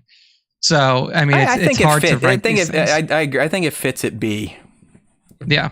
You know, if we're putting the Bespin duel at B, that this one kind of has to sit there too. It's kind of the same. Yeah, because it's a similar thing. Right. It's like you have one person who's competent in lightsaber fighting and two people who aren't. So you're inherently not going to have a. All right, buddy. Well, here's the big one from the prequel era: the Battle of the Heroes, as it's called. It's easily the longest duel. I think I can say that confidently. I mean, it is multiple scenes long. It starts in the kind of the meeting control room and makes it all the way out into the lava fields of Mustafar. They're breaking shit down. They're riding on the lava. And then obviously you have the high ground. So listen, I mean, I'm not going to let my Rot's dissatisfaction tint this duel. I mean, even when you talk to Nick Gillard, you can tell that this was the favorite thing he's ever done. He's very proud of this duel. Any fan you talk to, they typically will point to this one as this is what it's like when you fight with a lightsaber. And while Nick and I used to kind of make fun of some of it, once we were corrected by the master himself, we kind of let down that tear campaign. But I mean, it just for what Ewan and Hayden put into this to get ready for it, the amount of choreography they had to remember, all the perfect balance and counters these two brothers had with each other. And that's what Nick explained. He's like, the reason they're sitting there mirroring each other is because they're fucking bros and the one guy trained the other guy. So it's like you're essentially fighting your shadow. I think the only thing that could potentially knock this down is the boneheaded decision of what we now learned was Steven Spielberg speaking in George's ear about the high ground. I still don't like it. I think it's a very poor end to a rather excellent duel. It's very silly. It discounts Anakin's intelligence, his abilities. It's just fucking ridiculous. And if it would have stayed what Nick had, again, remember, Anakin, they might have been on the bank of the river, but Anakin's got Kenobi fucked. Like, he's got him choked out. And Kenobi, while he's being choked out, and, you know, Anakin's probably doing his big villain speech instead of killing him, pulls the lightsaber with the Force, ignites it, and as it's coming back, that's how it starts cutting off Anakin's fucking appendages. But hey, that's not what we got. We get the high ground. It's highly memeable. But everything before that is pretty spectacular looking lightsaber action. Yeah, I really like this duel. When I was like, when these movies first came out, especially during the DVD release, like I would like watch this duel pretty regularly. It's one of my favorites. I think that like trying to be as objective as possible, just in terms of like the quality of the lightsaber battle, and not as much around like, you know, the emotional aspects of it. I mean, I know that plays into it, but trying to be focused on the battle itself, it's probably one of the best that we've ever gotten. Yeah. Like, so I think, like, in my opinion, it's probably S tier. The one where, like, the one section of this fight that is kind of hard to watch is when they're floating on the fucking river and like swinging at each other. George decision.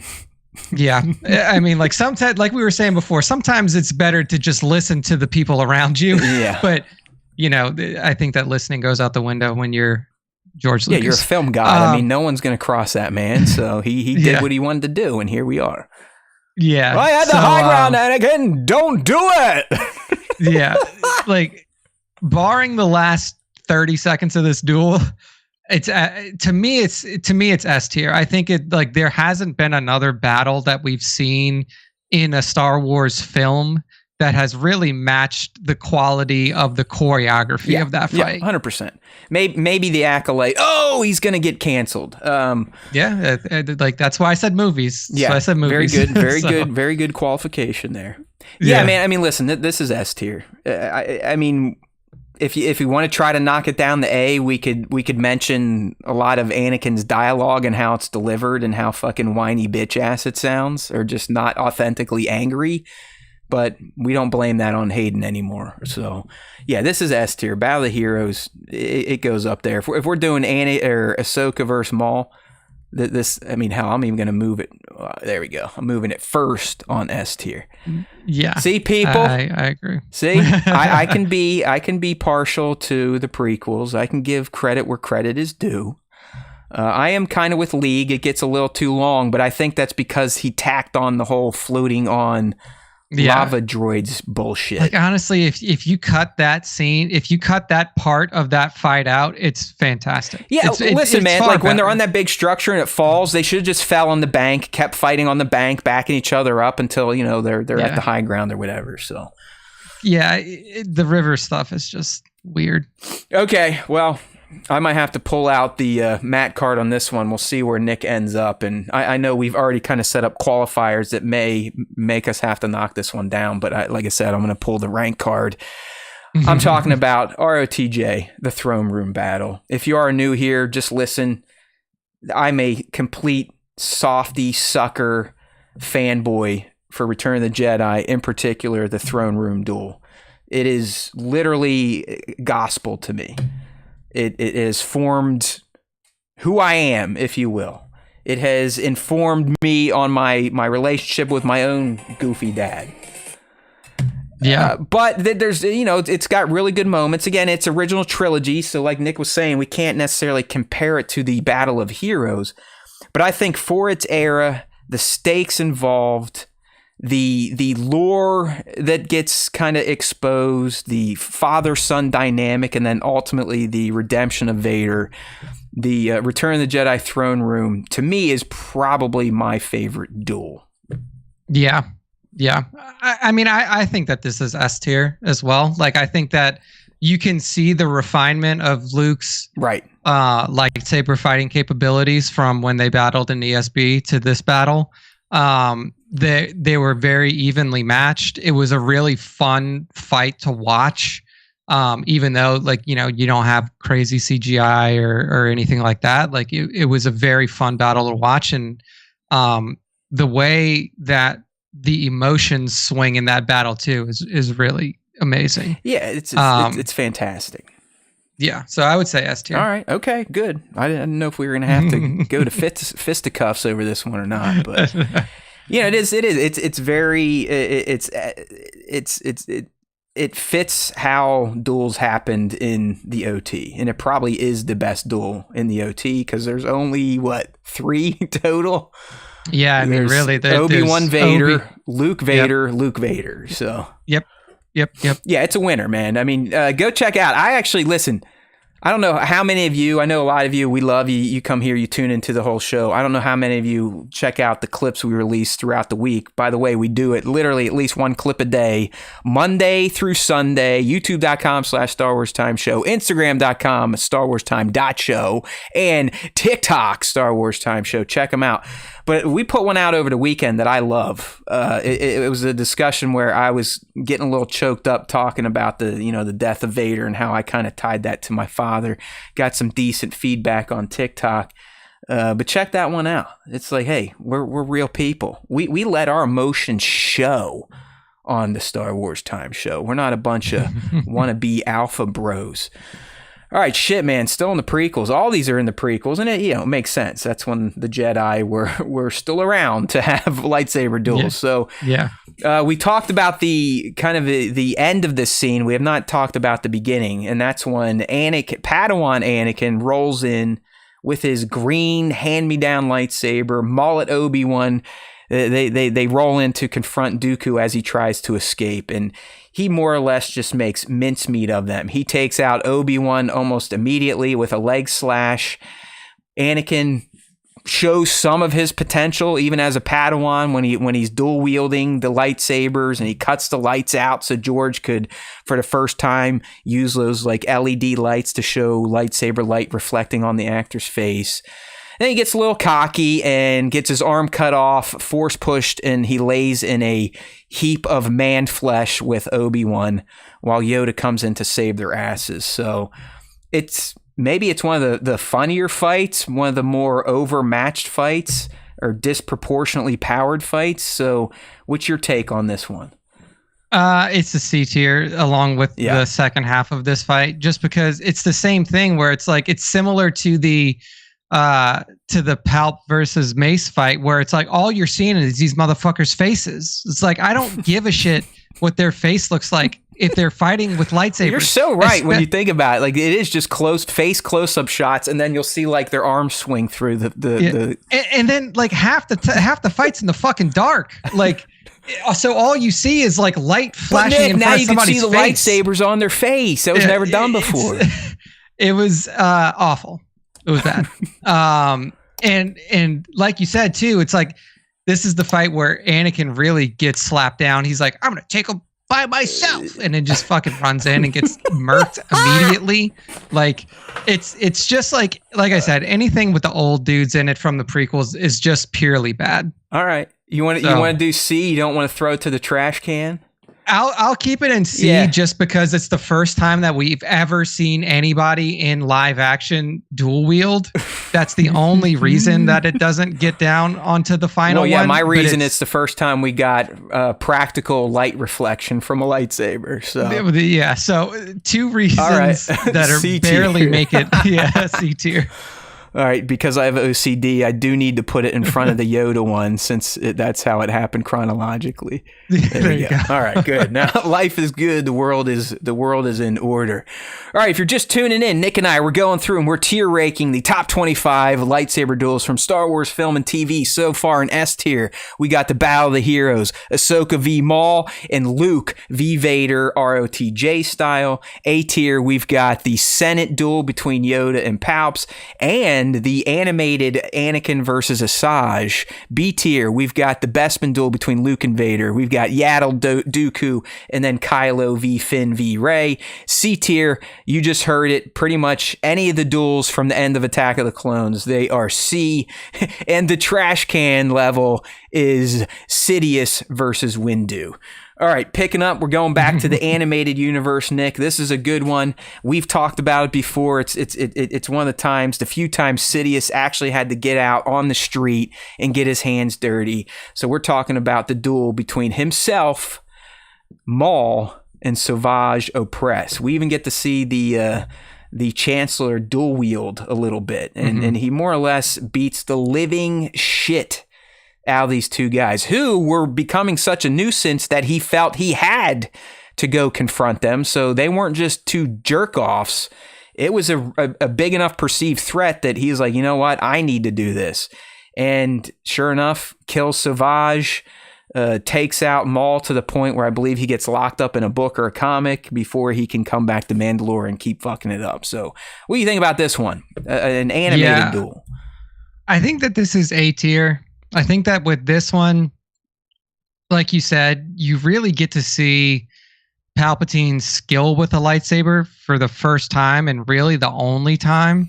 Dual wielding, taking out two extremely competent opponents, like killing Savage Opress straight up and then defeating Maul. I remember being really quick too. Wasn't he like really fast? Yeah, he made quick work of it. In fact, like in Swago, the old mobile game, I'm pretty sure that the three moves that he has in Swago are the only things that he does. Like he spins. Oh, you're right. Like he does that like spin and like hits them both. He comes at him almost like a Grievous spin with both of them. Like he's like whoa, with both his sabers at the same time.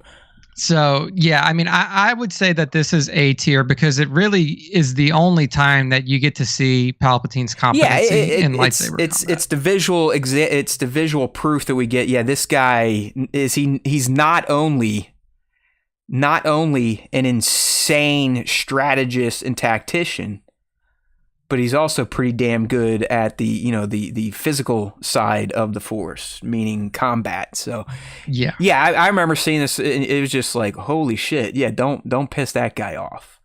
Yeah, this guy could beat Darth Vader with his eyes closed if he wanted to, essentially. All right, I'll A tier that. Getting a question here from Bat. See the new Savage hot toy? No, link me, dude. Not that I need to buy a hot toy, but I might need a Savage if he looks good to pair with my robot legs Maul. I actually I did some pictures last week, Nick. First time in probably 8 months. Still have 7 dolls on the desk to get rid of, but made a dent in it. Check me out at Haywood Pop. Might post every once a quarter. All right, next one. It's Nick's favorite duelers. Except we're a movie advanced. Anakin's no longer a putz. He is now a Jedi Knight. He's a general in the Clone Wars, one of the most story generals from the Clone Wars. So this comes right at the end of the Clone Wars as they're trying to rescue Sidious from Grievous's ship. Dooku v. Kenobi v. Skywalker Part 2. Once again, the boys, they do a little bit better job. They learned their lesson, but he still ultimately whittles them down to a one-on-one. So after he takes out Kenobi in that horrendously looking visual where like this whole girder falls down on him, but it doesn't look smooth, and Obi-Wan doesn't get squished somehow, whatever. But then we get the fight between Anakin and Dooku, and it's clear that Anakin is much more advanced than he was. Even Dooku can feel it. He's telling him like, "Oh, good, you're tapping, and you're doing good now, son." And then obviously he kicks his ass, does that sweet move where he cuts off both his hands, and then gets him in the decapitation position for the do it. So what do you think about this one? Not as clunky as their Attack of the Clones, but it definitely has its share of silliness, if you will. Yeah. They used the body double for Christopher Lee in this fight, which is why it looks a lot better than the previous ones. I'm leaning towards B tier here because it is a pretty expedited fight. Like, it's pretty quick. Get a decap and removal of hands, Yeah. So you get like some, like, you get a cool ending to it for sure. I think that Dooku has some fun flourishes. I mean, that's Kenobi right. Ben Rye's bringing when Dooku does the somersault down the steps. Yeah, that just for like, fun. Again, yeah. it's just like why? Like, there are some questionable things here, and this one is definitely the most affected by CGI battle in the prequels. Well, with one of the old dudes. So I would say B tier. It was quick. Anakin gets the upper hand and essentially just beats him. I don't think it's to the quality of anything. Yeah, in no, A tier, I'm not going to hate on that. I think it fits all right in B tier. We can put it right there. All right, perfect. Okay, going animation. This time getting out of the Clone Wars into Rebels, and this is a doozy. A lot of shit happens here, a lot of revelations. We're talking about the fight on Malachor in the temple between Ahsoka and Vader. I think the episode's like Twilight of the Apprentice. Highly memorable from Rebels, probably one of the most memorable moments. Lots of discussions taking place after this duel. Is she alive? What happened? So on and so forth. So we're talking about the fight between Ahsoka and Vader, and you get not only are you getting a great lightsaber duel between former Padawan and Master here, but you get some great moments, some great dialogue, some great emotional punches. Nick, this is where we get the line that Ahsoka delivers that people run to: "I am no Jedi." This is where she learns that, yes, those feels she used to have whenever Vader was around were true. It is Anakin. She sees him for the first time. She breaks his mask for the second time. Obi-Wan did it first, then she does it in Rebels. And it's a huge moment. And she tries to bring him back. She even tells him, like, "Hey, man, I'm not going to leave you this time. I'm going to be there for you. Like, we can do this." And obviously he's too far gone to listen. And it kind of ended on a cliffhanger until we saw the World Between Worlds and what happened. So it had a lot of kind of special sauce that animation can allow for, but it also is a very memorable moment between two very prominent characters. Yeah, I'm leaning towards A tier here. There's a lot of good moments in it. It is kind of like an emotionally stricken fight to where like it felt like Ahsoka really couldn't fight to the best of her ability in this fight because of how how high her emotional state was. I'm looking at everything else in B tier, and I feel like it's better than everything else in B tier. So for me, it's either high B, like the highest B that we have listed, or A. Yeah, we don't have to discuss B with this one. I mean, this one to me probably floats more in between S and A because it has a lot of the ingredients. But since you were saying A, B, I will accept that and put it at the A tier. instead of S. But this one, I could have put it in S and not felt bad about myself. Okay. Kenobi series had, its fair share of duels. We left one off. We left off the Mapuzo because it really wasn't even a duel. It was just a straight beatdown. Obi-Wan, I don't even think swung his lightsaber. He just kind of used it as a shield. But we're not even talking about Obi-Wan versus Vader and Kenobi. We're talking Vader versus Reva, which even more so than when he went against his own untrained son, Nick. This fight, it felt like he was almost having fun because of how easy it was and how dominant he could be with Reva. I mean, if you remember, she tries to sneak up on him. He doesn't even turn his head and just blocks her with the Force. And then squares up to her and is like, all right, let's fucking go. Barely moves, cuts her shit in half, takes it from her, is throwing the things and just completely emasculates her. I mean, just it's like you were a Force user. You were an Inquisitor, like for real. I mean, how did you even get this far? I mean, he just made her look like a complete joke, and he just looked like a complete dominant boss. And mind you, this is after he just expended some Force juice to pull a goddamn starship out of the sky and rip it in half. Yeah, it's hard with this one. Right, like for that's me, right. Yeah, he stops the saber with the Force. That's something we really, I guess we saw in the sequels. But yeah, and like the reason that it's hard for me is like, do you penalize this because it's so one-sided? No, because it's not. It's not like, it's not a poorly executed fight. It's not a poorly choreographed fight. It's just an unfair fight. And it's supposed to be an unfair fight, kind of like how, like you were saying, the Bespin fight with Luke and Vader was, but this was to a completely different degree of unfair. So because of that parallel, and because it's not complete shit and just zoomed in on somebody's face, I'll say it's B, because it's supposed to be unbalanced, and it's supposed to be like, you're supposed to see the absolute skill gap between Vader and Reva. Like, that's the whole point of the fight. The point of the fight is not for it to be like a closely contested battle. So I'll say it's B, because you really only get to see one person fight, and it's Vader. Like, right. Reva the entire time is just like defending her life. But I still do think that it was a relatively decent battle. Yeah, it was very fun to watch. This is the Vader we all like to see. We like to see when he kind of treats his adversaries as prey, kind of like a cat playing around with it, maybe bringing it to his master, be like, hey, look what I did. I mean, he's completely uneven, imbalanced.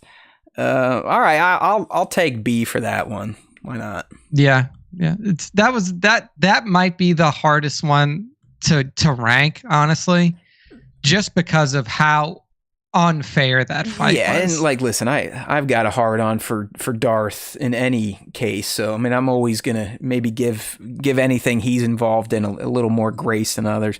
If I really want to kind of twist your arm, I might have made a case for A, but I think B works just fine. I mean, I wouldn't fight too hard against A, but like the battles in A, like most of them are pretty closely contested, and like now that I'm looking at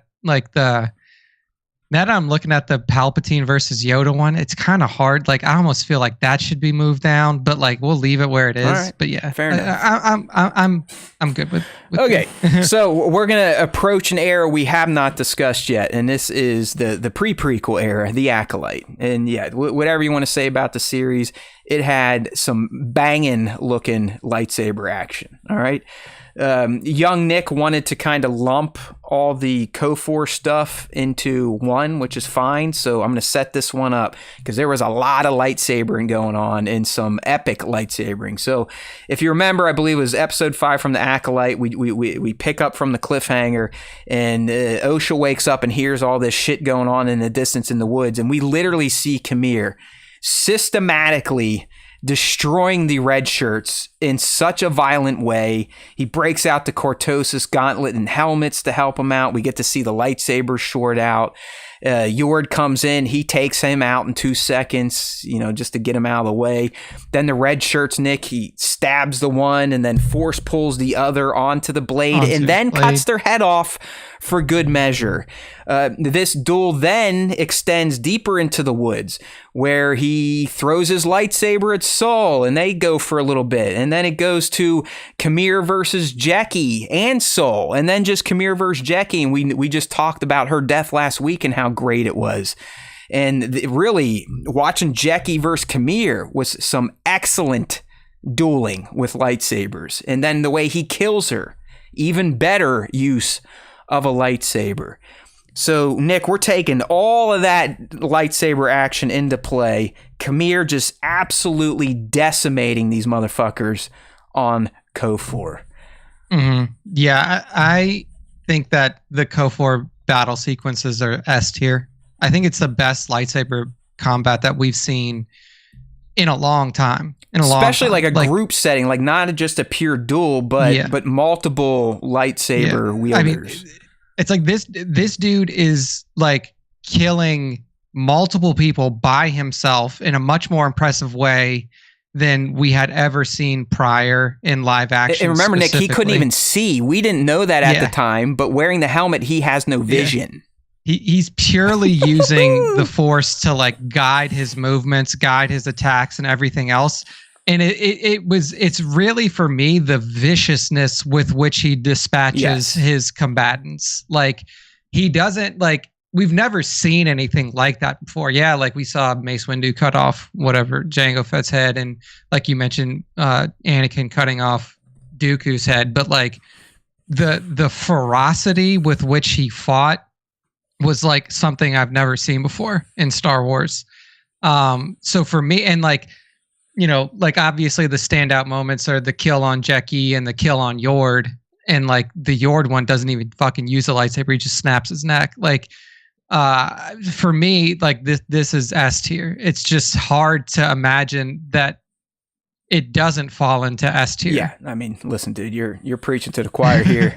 I'm going to tease you. Like, we have another Acolyte duel, and there's a good chance it's going right at the top too. Because if you really reflect on it, like I said, all the outside noise aside, the Acolyte, if you're going to tell me it did not have just absolutely top tier lightsaber duels in it, then I know you're a little goofy. So yeah. I mean, what else can we say? What other superlatives could we throw out there? It is the shit.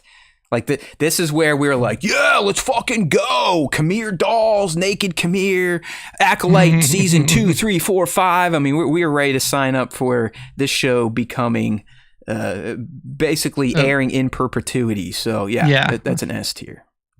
Yeah, for sure. All right, animated wing. And we did kind of talk about this moment last week because it involved a death, but it is still a great duel if you think about everything that kind of goes into it. I know it's over in the snap of a finger, which could kind of add to its allure maybe, like the fact that it was so short yet so impactful that us fans still like to talk about it to this day.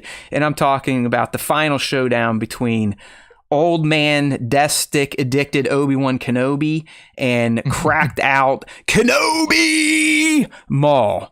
Now, like we said last week, I mean, Maul has literally spent his entire existence since he was down in that reactor tube on Naboo wanting to kill Obi-Wan to get his revenge. I mean, everything he does from there is to fuck with Obi-Wan. Even when he took over Mandalore was to fuck with Obi-Wan and Satine.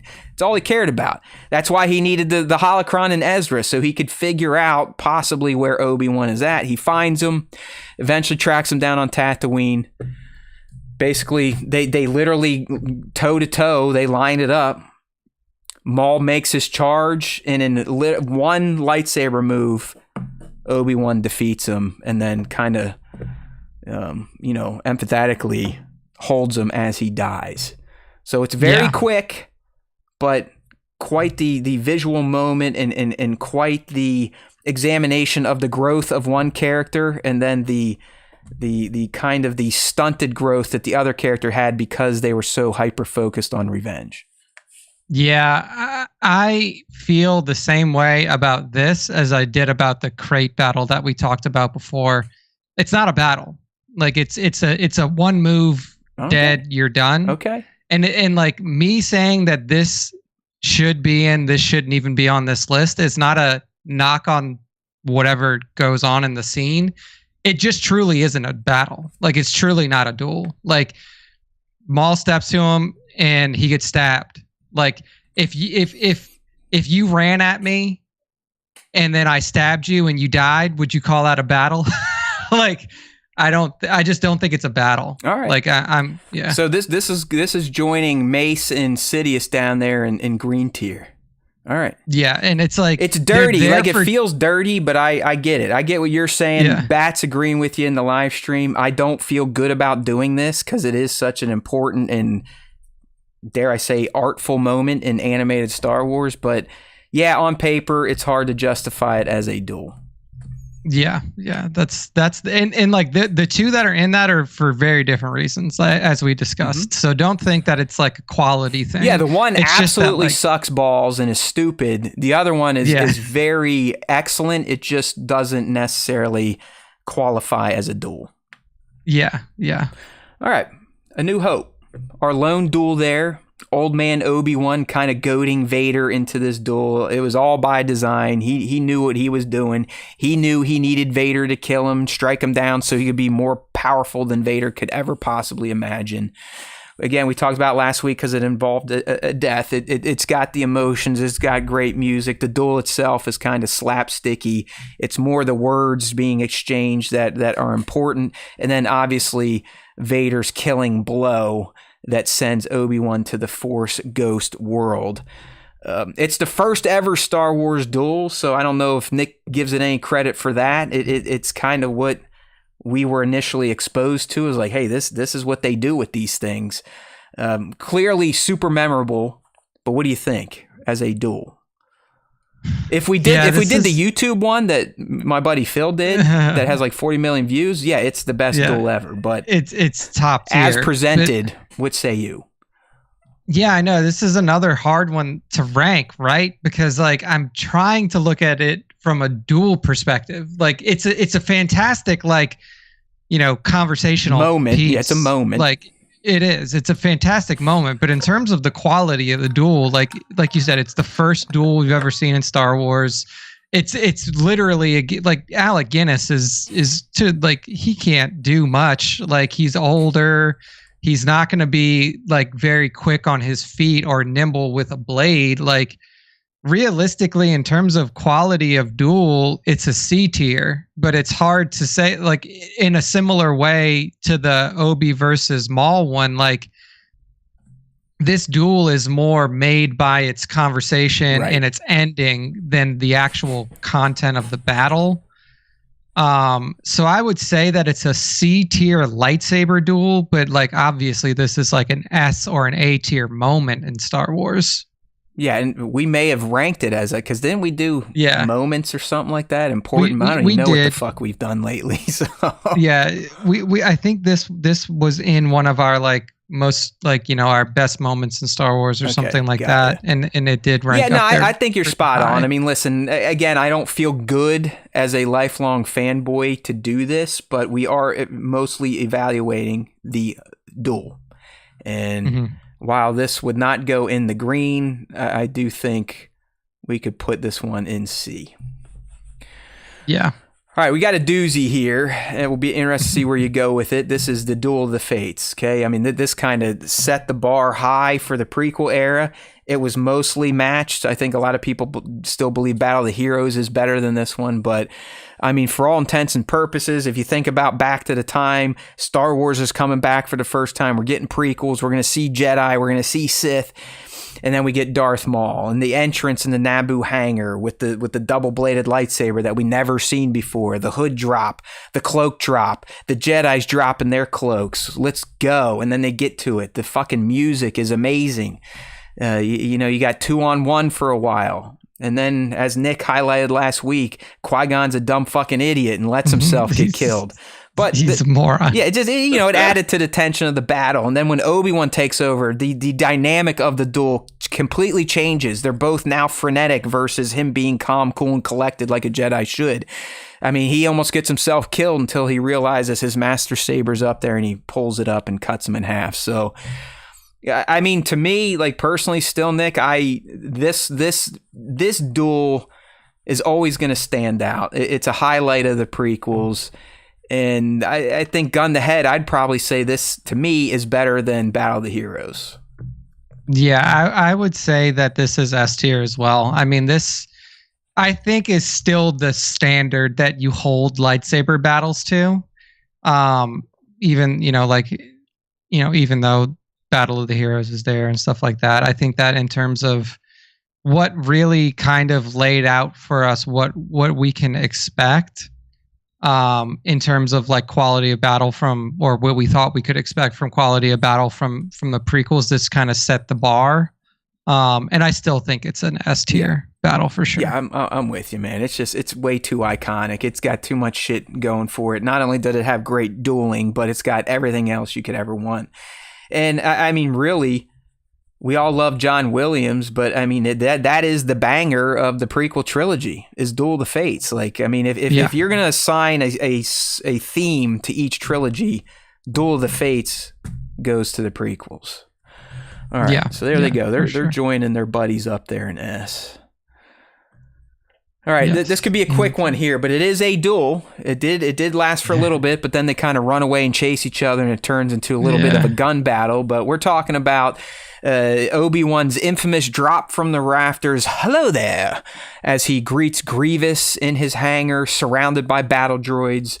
General Kenobi, he whips out the 4 sabers, so we get to see Grievous for the first time in live action, kind of using his assets, his cybernetic enhancements.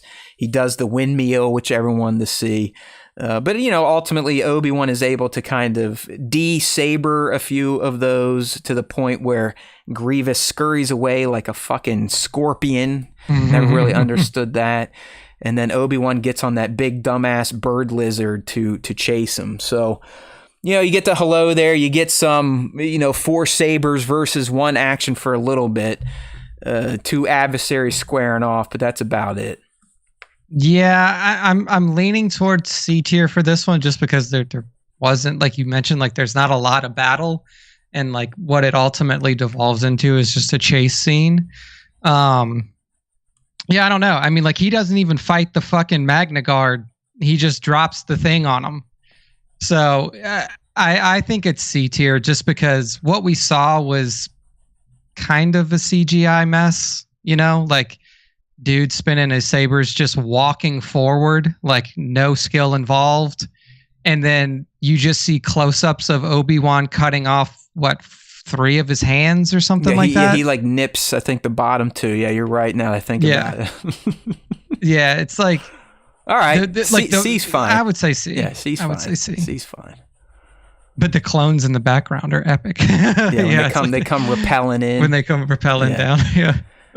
Okay, sequel trilogy. We touched on this earlier with the TFA duel. Now we're going to get into the TLJ duel, sorta. It's more like just is like a open battle with. It's like a battle royale, right? It's old school. It's like if you've got either an axe, a whip, a sword, or a lightsaber, you can participate. And it's the aftermath of the death of Snoke. We talked about that moment last week. Epic for sure. But then, like, after that happens, you're like, okay, what's going to go down? Sure enough, they get back to back. They each get a lightsaber, and they're off to the races. Visually, if you really watch this fight, it's kind of a mess. I mean, a lot of the stunt doubles, the actors are missing them completely. Some of the stunt doubles are reacting to blows, and they're not even fighting anyone. But on first view, Nick, this definitely was a standout moment. You're like, holy shit, look at these two. First, I can't believe Kylo did that. And then second, wow, they actually do kind of fight well together. But like I said, if you really pay attention to it, there's plenty to pick apart in the choreography. But on first view, it definitely kind of stood out. I was like, wow, you know what? I think that looked pretty fucking cool. Yeah, I think that this kind of falls in an A for me. Like, I'm not gonna sit there and fucking analyze. Like, your stunt friend, fine. Like, if he hates it, he hates it. But that's his profession, and I don't really give a shit what his thoughts are on it. Nor should you. Yeah, like, I think it's A tier. I think it's a step up from what we saw in the TFA battle between Kylo and Rey and Finn. I mean, the lightsaber headshot alone is kind of A tier style shit. Yeah. And like the visual aspect of this fight is so cool with the red like drapings like burning away in the thing. And like it's a very frenetic fight. Of course, it's gonna have like, if you're gonna sit there and like break it down frame by frame, I'm sure that there's things that you can take umbrage with, but I watch movies at a normal speed, so I don't care. Another smart choice by young Nick. Yeah, so right. I say A tier. I'm not gonna fight you over it. I'm just telling you, like, it is one of the fights that if you do watch more times than not, you're gonna start seeing some of the like, ooh, hey, oh, hey. Yeah, all right. For sure, hey, same two people though. This time they're fighting each other again. In fact, they're fighting each other on the busted, half-submerged wreckage of Death Star 2. We're talking about Kylo Ren versus Rey from The Rise of Skywalker. Some big flippy doos, huge waves coming through. Swordplay, very heavy-handed, right? I mean, they're like they're swinging fucking broadswords. It gets kind of slow here and there, and then, you know, ultimately Rey gets a little too angry and stabs him in the gut until Leia kind of snaps everyone out of it. But you know, this is one where I think everyone expected a bit more, so I'm interested to see how you kind of feel about this one overall. Yeah, I'm kind of between high B, low A on this one, because I think it's the best battle that's actually incorporated force powers into it. Like, if you watch most lightsaber battles, there's not a lot of force usage. Like the battle of the heroes, there's one moment between the two of them where they like both go to push each other. Yeah. And this one, they both catch each other. I thought it was cool. Like, I think it's really cool when they both catch each other's blades with the force and like stop each other, like stop them from hitting the other person. I like the location of the battle. And like we were saying too, like, yeah, like in the prequel trilogy, like lightsabers are just apparently heavier. Like they're just heavier to wield. I don't know why. Trilogy. Yeah, sequel trilogy. In the sequel trilogy, they're just heavier. And well, they're all like the dark saber, Nick. If you're not feeling good that day, it's gonna, you know, weigh like a 2-ton steel beam. Yeah. I like some of the moments. I like the drop catch and stab by Rey. I thought that was really cool. I mean, for me, it's like high B, low A. Like, that's kind of where I look at it. Let me see. One. Let's look what we got B and A. Yeah. You know what? I'm going to bring that down to a B. There's just something about that fight that I feel is off. So since you gave me the door, I went ahead and scooted through it. So yeah, that one's going B. All right. Yeah, that makes sense. Kenobi's not Kenobi's, back to the Kenobi series. This time, the end duel, the one that, you know, listen, let's be real. It's pretty fucking epic. I mean, Vader initially kicks the shit out of Obi-Wan, so much so that he regains the high ground when Obi-Wan's literally being buried by, you know, shit in the Force. But then Obi-Wan comes out and you know, he's got a new resolve, and he lunges at Vader, breaks his chest piece, and then cracks open the helmet, and we get probably one of the most iconic now Vader scenes performed by Hayden there, you know, basically telling Obi-Wan, like, listen, man, you didn't kill Anakin, I did. And, you know, Anakin Skywalker is gone, shit like that. So I think it had some good dueling action to it. It had some great moments. It had some awesome and memorable dialogue, quotable dialogue, and it produced some bitchin' Hot Toys figures, especially the Vader. Now, you know, that should not be factored into your evaluation, Nick, but this one definitely stands out as having some some really kind of in your face visual moments. Obi with all the rocks and shit. Like we got force powers used, lightsabers used, and shit talking. Yeah, I would say that this is probably S or A. It is like it's an emotionally taxing duel for both of them, and it's also like it's the first time that Obi really kicks it back into gear. Like he's fixed. Maybe not. Yeah, like he's he maybe not to the level of Master Kenobi from episode 3, but like he's getting his groove back. And like you said, a really good mix of like force powers, banter, battle, like straight up lightsaber clashing and battling. I would be happy S or A with this one. All right, well, you know what? They're feeling a little alone up there in S, and I really do. Like this just has just some great moments, both visual and spoken dialogue. What Hayden did there, not that he needed to redeem himself, but my God, you couldn't have a better performance or a moment than that dude got to have in this scene. So, fuck it, for that alone, S tier. Yeah, Hayden's redemption.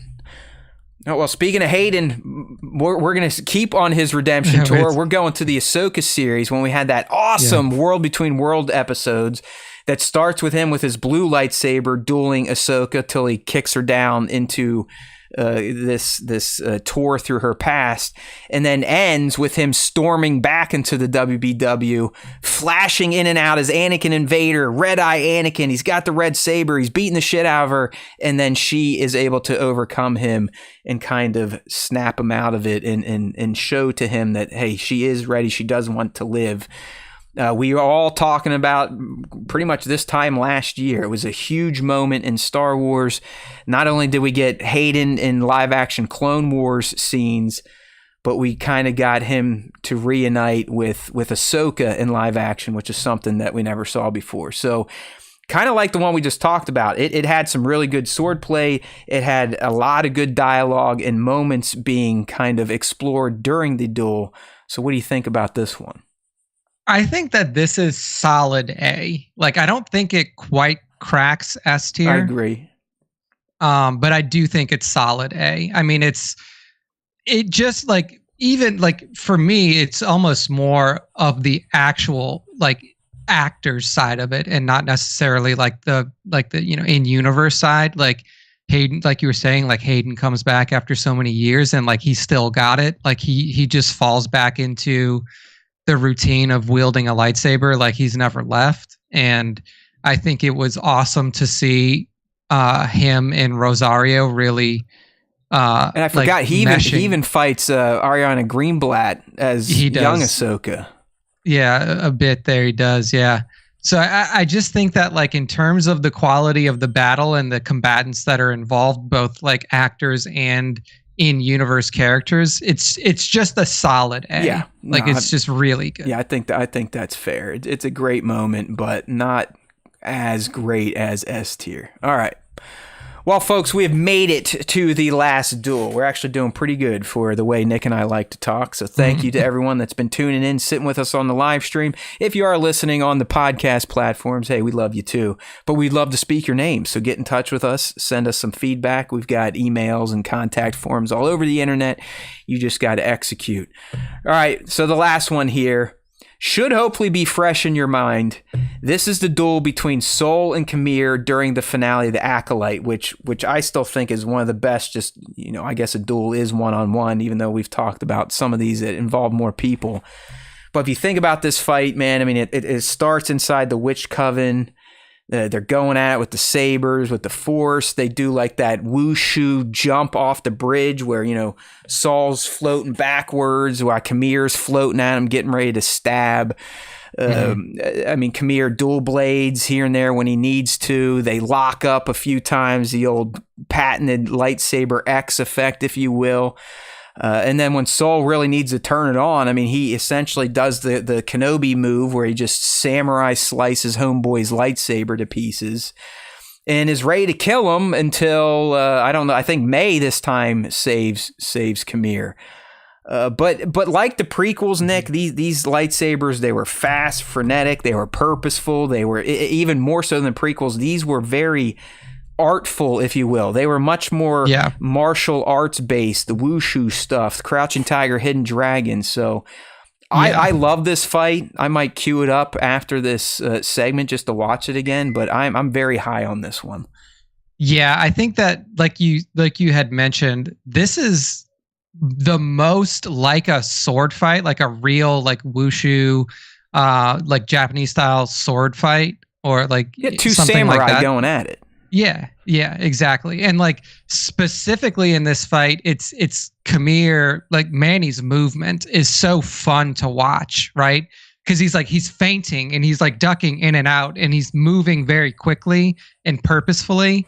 And if you know anything about real sword fighting, like real sword fighting is not hitting your swords together until one person doesn't feel like hitting your sword back. Like you're trying to like poke and prod at people. Yep. Like you can watch videos with real sword masters talking about battles back in the medieval times. And that's what you try to do. You try to like prod and poke through somebody's defenses. You don't just smash your swords against each other. And I think that this battle did a fantastic job of like incorporating those elements of real sword combat along with the fantastical elements of Star Wars lightsaber combat and like the Matrix style wushu fighting. I mean, it was fast. It was fun. It was just such a fun fight to watch. Yeah. So I think that this is S tier. Right. Hey, sweet. I'm with you, man. Like I said, I mean, I teased it earlier. Like, if you want to say anything about the Acolyte, you can't say that it had bad lightsaber action. Yeah, for sure. The one we talked about earlier, that basically an entire episode's worth of dueling, S tier. This one too, S tier. I love the fight between Saul and Khmer. It was fucking awesome. And it's a shame that we are not going to get hot toy figures from this series now.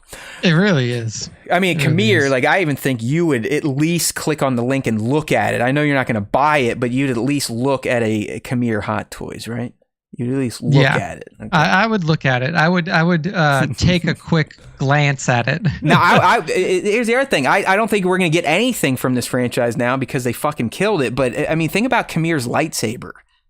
Who would not want that thing? Like you collect lightsabers. That would be a badass one to have to pop out the little. That would be. What's it? The Shoho or? Yeah, like the Shoto little twist. Like I'm sure, and here's the thing. Like there's going to be third-party sites that make this. Like there's a lot of like custom saber builders and stuff like that that'll probably make a Khmer blade. Right.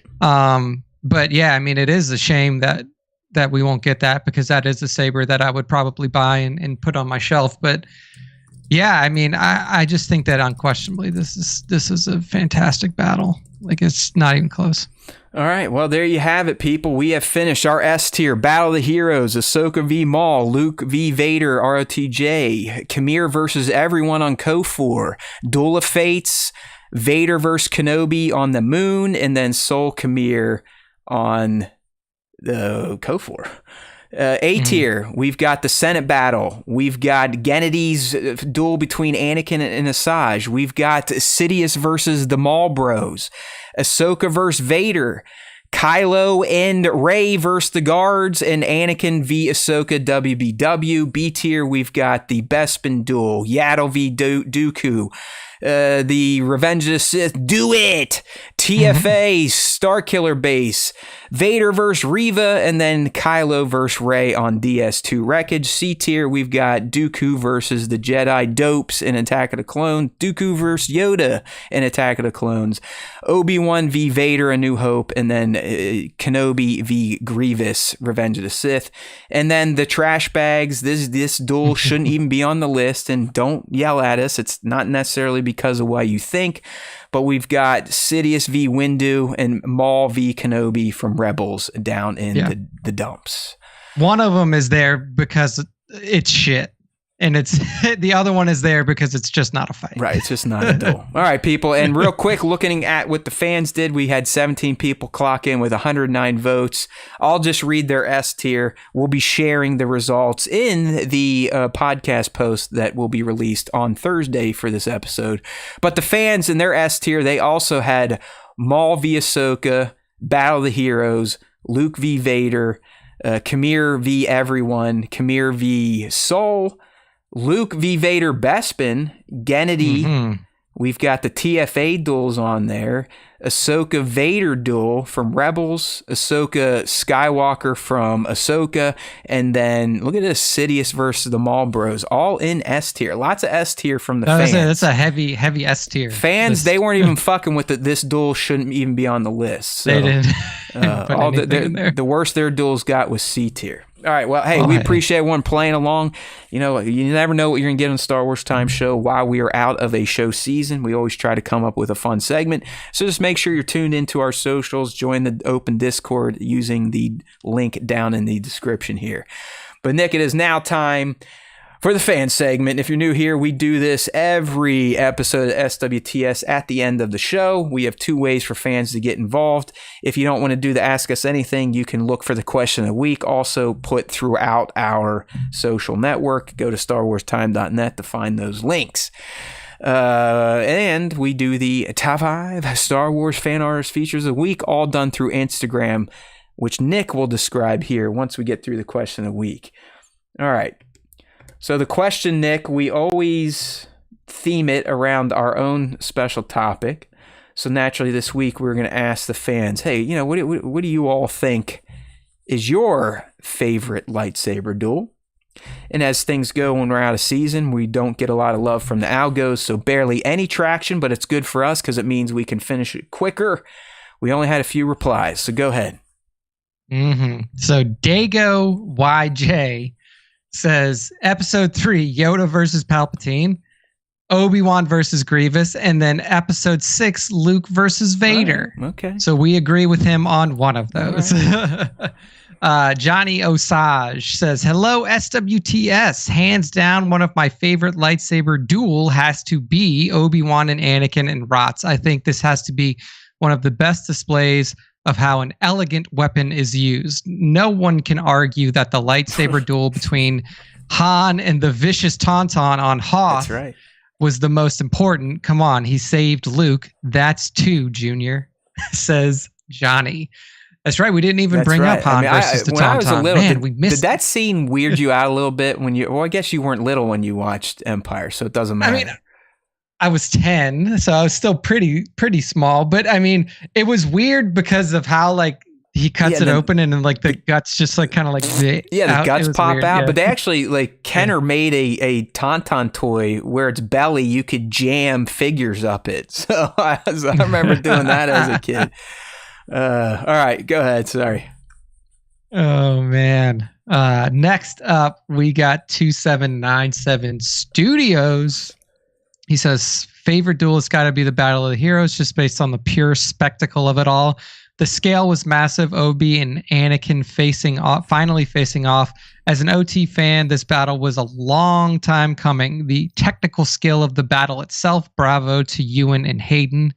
The emotional investment in the battle itself has to go down as one of my favorite duels. Honorable mention to Luke versus Vader, Ahsoka versus Vader, Luke versus Dark Troopers, and Obi-Wan versus Vader. Those Dark Troopers didn't have a saber, goddammit. I would say that didn't count. That didn't count. That wasn't a lightsaber unfair fight. All right. Yeah. B Mad says Anakin versus Obi-Wan Rots, Anakin versus Ahsoka, Sidious versus Maul and Savage. So good stuff there from B-Mat. And that's it. That's the end of the question responses. Beautiful. That means that everybody else hates every lightsaber battle. So good to know. Suck. They suck. They want them removed from Star Wars. No, it's just, listen, we suck, and that's why no one sees our content. I mean, literally, I think out of the thousands we have, when we do a new post, it might go to one person. So turn on those notifications, motherfuckers. Let's go. All right. Next in the fan segment, we have the top 5 Star Wars fan artist features of the week. Like Matt said, to get involved with this, you follow us on Instagram at StarWarsTime.show, add tag at StarWarsTime.show on all your Star Wars Instagram posts. If you do that, I will see you in our tag post, and that is where I choose the top 5. So to kick off this week, we have Mr. Jedi, Mr.Jedi on Instagram, and he's showing us an old Boba, a Bozo Fett. Bozo Fett taking out some stormtroopers. You have a stormtrooper commander, you have a regular stormtrooper, and then a scout trooper, all getting absolutely destroyed by old OT Boba Fett. Honestly, I mean, like the use of atmosphere in here, the Dio setup is awesome, and then the posing and weathering on the figures is just top tier. It's a great Mr. shot Jedi. of the Bozo, not looking like a Bozo, actually looking competent. In fact, it reminds me of my sessions in Star Wars Outlaws, where sometimes, Nick, as K, I will just pile up these motherfuckers.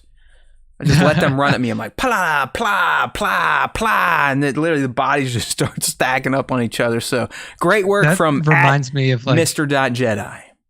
Indeed. That sounds like old school GoldenEye. You remember that? You would just like sit in the toilet stall and as oddball and just line them up. Hey, I don't know if I think I put this in the Discord, but young Nick's going to be getting access to Outlaws quicker than he thought because the game has had a soft launch or soft sales, and they're shifting it to Steam. What is that, like November 20 or something like next that? month. Yeah, like late November. So I will be getting Outlaws next month, and then I will be able to give my opinion on it. Yeah, you're right, Mando Pirate. Fuck the pikes, man. Anytime I have a chance, I will literally just randomly shoot pikes if I see them. So I'm with you, Mando Pirate. Fuck them. Nice. Next up, we got Black Series Fan. It's the Wolf Pack on the Instagram. There we go. And yeah, I mean, we see Wolf, we see clones behind Wolf, and then we see Plo Koon on the field of battle taking on droids. You see a droideka in the front left, or the front left of the shot. It's just a well posed shot here from Star Wars Black Series Fan. Yeah, listen, I mean this account has kind of been coming on strong. They're relatively new, maybe within the past year. Definitely a regular poster. Great little setups. I love the atmosphere, like you said. Good saber effect. I don't know if this person listens, and listen, I'm not trying to be an asshole here, but I would recommend Star Wars Black Series Fan to stop overlaying logos on your lovely images. Okay? That's just a pro tip from a retired amateur. It draws the human eye away from the subject. So, fantastic work. Maybe consider scaling down the logos. All right, thank you. There we go. Just trying to help another toy photographer out. Yeah. You know? We used to have a whole segment dedicated to remember we Matt do giving feedback critiques, on other people's posts. Yeah. Next up, 850 Sith Lord. 850 Sith Lord gives us an awesome trio of scout troopers. One of them is a forest scout trooper. The other two seem like standard scout troopers. But I mean, like the dark green forest scout trooper looks amazing. The posing on this is fantastic. Again, the Dio used great with is capes, great. by the way. Yeah, the capes like really do give them like another level of awesomeness to say.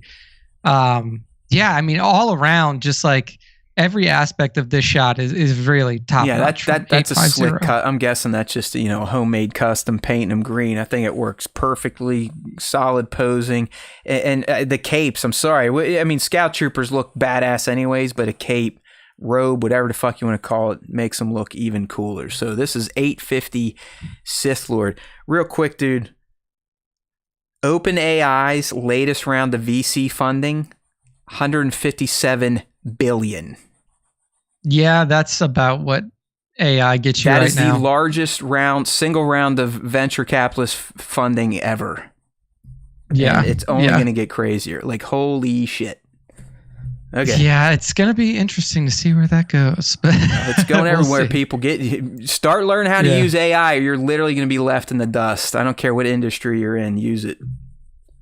Indeed. All right, next up, we got 97 Parsecs Photography, one of our faves around here on the Star Wars Time show. And 97 hits us with Neo Boba Fett. So this is Book of Boba Fett with a baby That's Rancor. right. So this is he's got a And look, Rancor he's fucking from with birth, Pikes. See, everyone wants That's to what I was fuck gonna with say. Pikes. He's messing around with Pikes just like Matt likes to do in Outlaws. So I mean, 97 always brings the heat when it comes to toy photography. I mean, the setup itself is awesome. You got some Gamorrean guards in the background. You got a Jawa in the background, trying to keep I don't know what that creature's called anymore, out of Boba's way. And then you even got a pit droid. Ronto. Okay, there we go. You got a Ronto there that he's holding, and then 2 pit droids off to the side. Peeking out. The one just sitting there, like taking his lunch break. Yeah. Yeah, and just an awesome setup shot here from 97. Listen, man, 97 could be, if not already is, the greatest scene stager in the game. And this you could argue is one of his less busy scenes, and I hate to use the term busy, but let me, for example, he deserves a quick shout out. I mean, Jesus, this guy. Look at this scene he did with Old Man Rex or Jungle Rebels. It is just, it's perfect. It is perfect. Yeah, the posing, the placement of the foreground figures, the background figures. You could spend 5 minutes combing over this picture looking for new shit. And it's just, I mean, listen, the guy, he's a pro. All right. Just absolutely incredible work at 97_parsecs_ Yeah, 97 is S tier. You are right, League. Yeah, no fucking doubt truly about S tier. 100%. And then to close out the top 5 this week, we have I love this. Lionworks. Lionworks has given us a Vader coffee break, literally. So you see Vader. Doesn't he look like he's lamenting his life too? That's the best part. It's like, fuck. It's like he just got out of a meeting with Palpatine where Palpatine's chewing his ass out again. He's like, oh, this fucking guy. He's like, just needs a cup of coffee, a nice, little sit down and relax. And man, I love the coffee cup too. I would, if that coffee, I mean, I'm sure that you can buy that coffee cup, and I might go look and see if I can. But the coffee cup with the steam coming out of it, he's got his fist balled up too. He's like, this fucking guy, I hate this guy. Yeah, man. And just great he stuff. Does. He looks like he's working in like a cube farm, and this is his break, his 15-minute break before he has to go back to the nightmare that are cube farms. It is, anytime you see this hulking, imposing, scary figure in jet black, shiny armor, looking like he's depressed or sad, it's a nice little shock value. It's such an unexpected disposition for Darth Vader that it works perfectly. 100%. So good stuff there from @Lionworks, LYONWORX on Instagram. And that's the end of the top 5. And that's the end of our show. So go ahead, Matt, and close us out. All right, my friends, we did it. I thought I was going to die there early on, having to run my mouth for almost 45 minutes straight to remind me of what it's like to teach. Although I'm a pro, sometimes I'll lecture for 3 hours straight. So I'm used to it, but it's always better when young Nick joins the SWTS, because he knows, as every one of you need to know, that there's always time for Star Wars time. And in between now and then, we'd love for you to check out our content. You can do so over on StarWarsTime.net, or hit up our socials, which you can also easily find over on StarWarsTime.net. They're all going to be up there at the top. You just got to click on the ones you want to follow on. And whatever you're following us on, go ahead and turn on notifications, right? Share our content, leave comments. That's the way the machines know that other bags of meat like us like our content, because otherwise the machines fucking hate us. I mean, they basically consider me Neo and him Trinity. Okay, so help us out, fellow meatbags.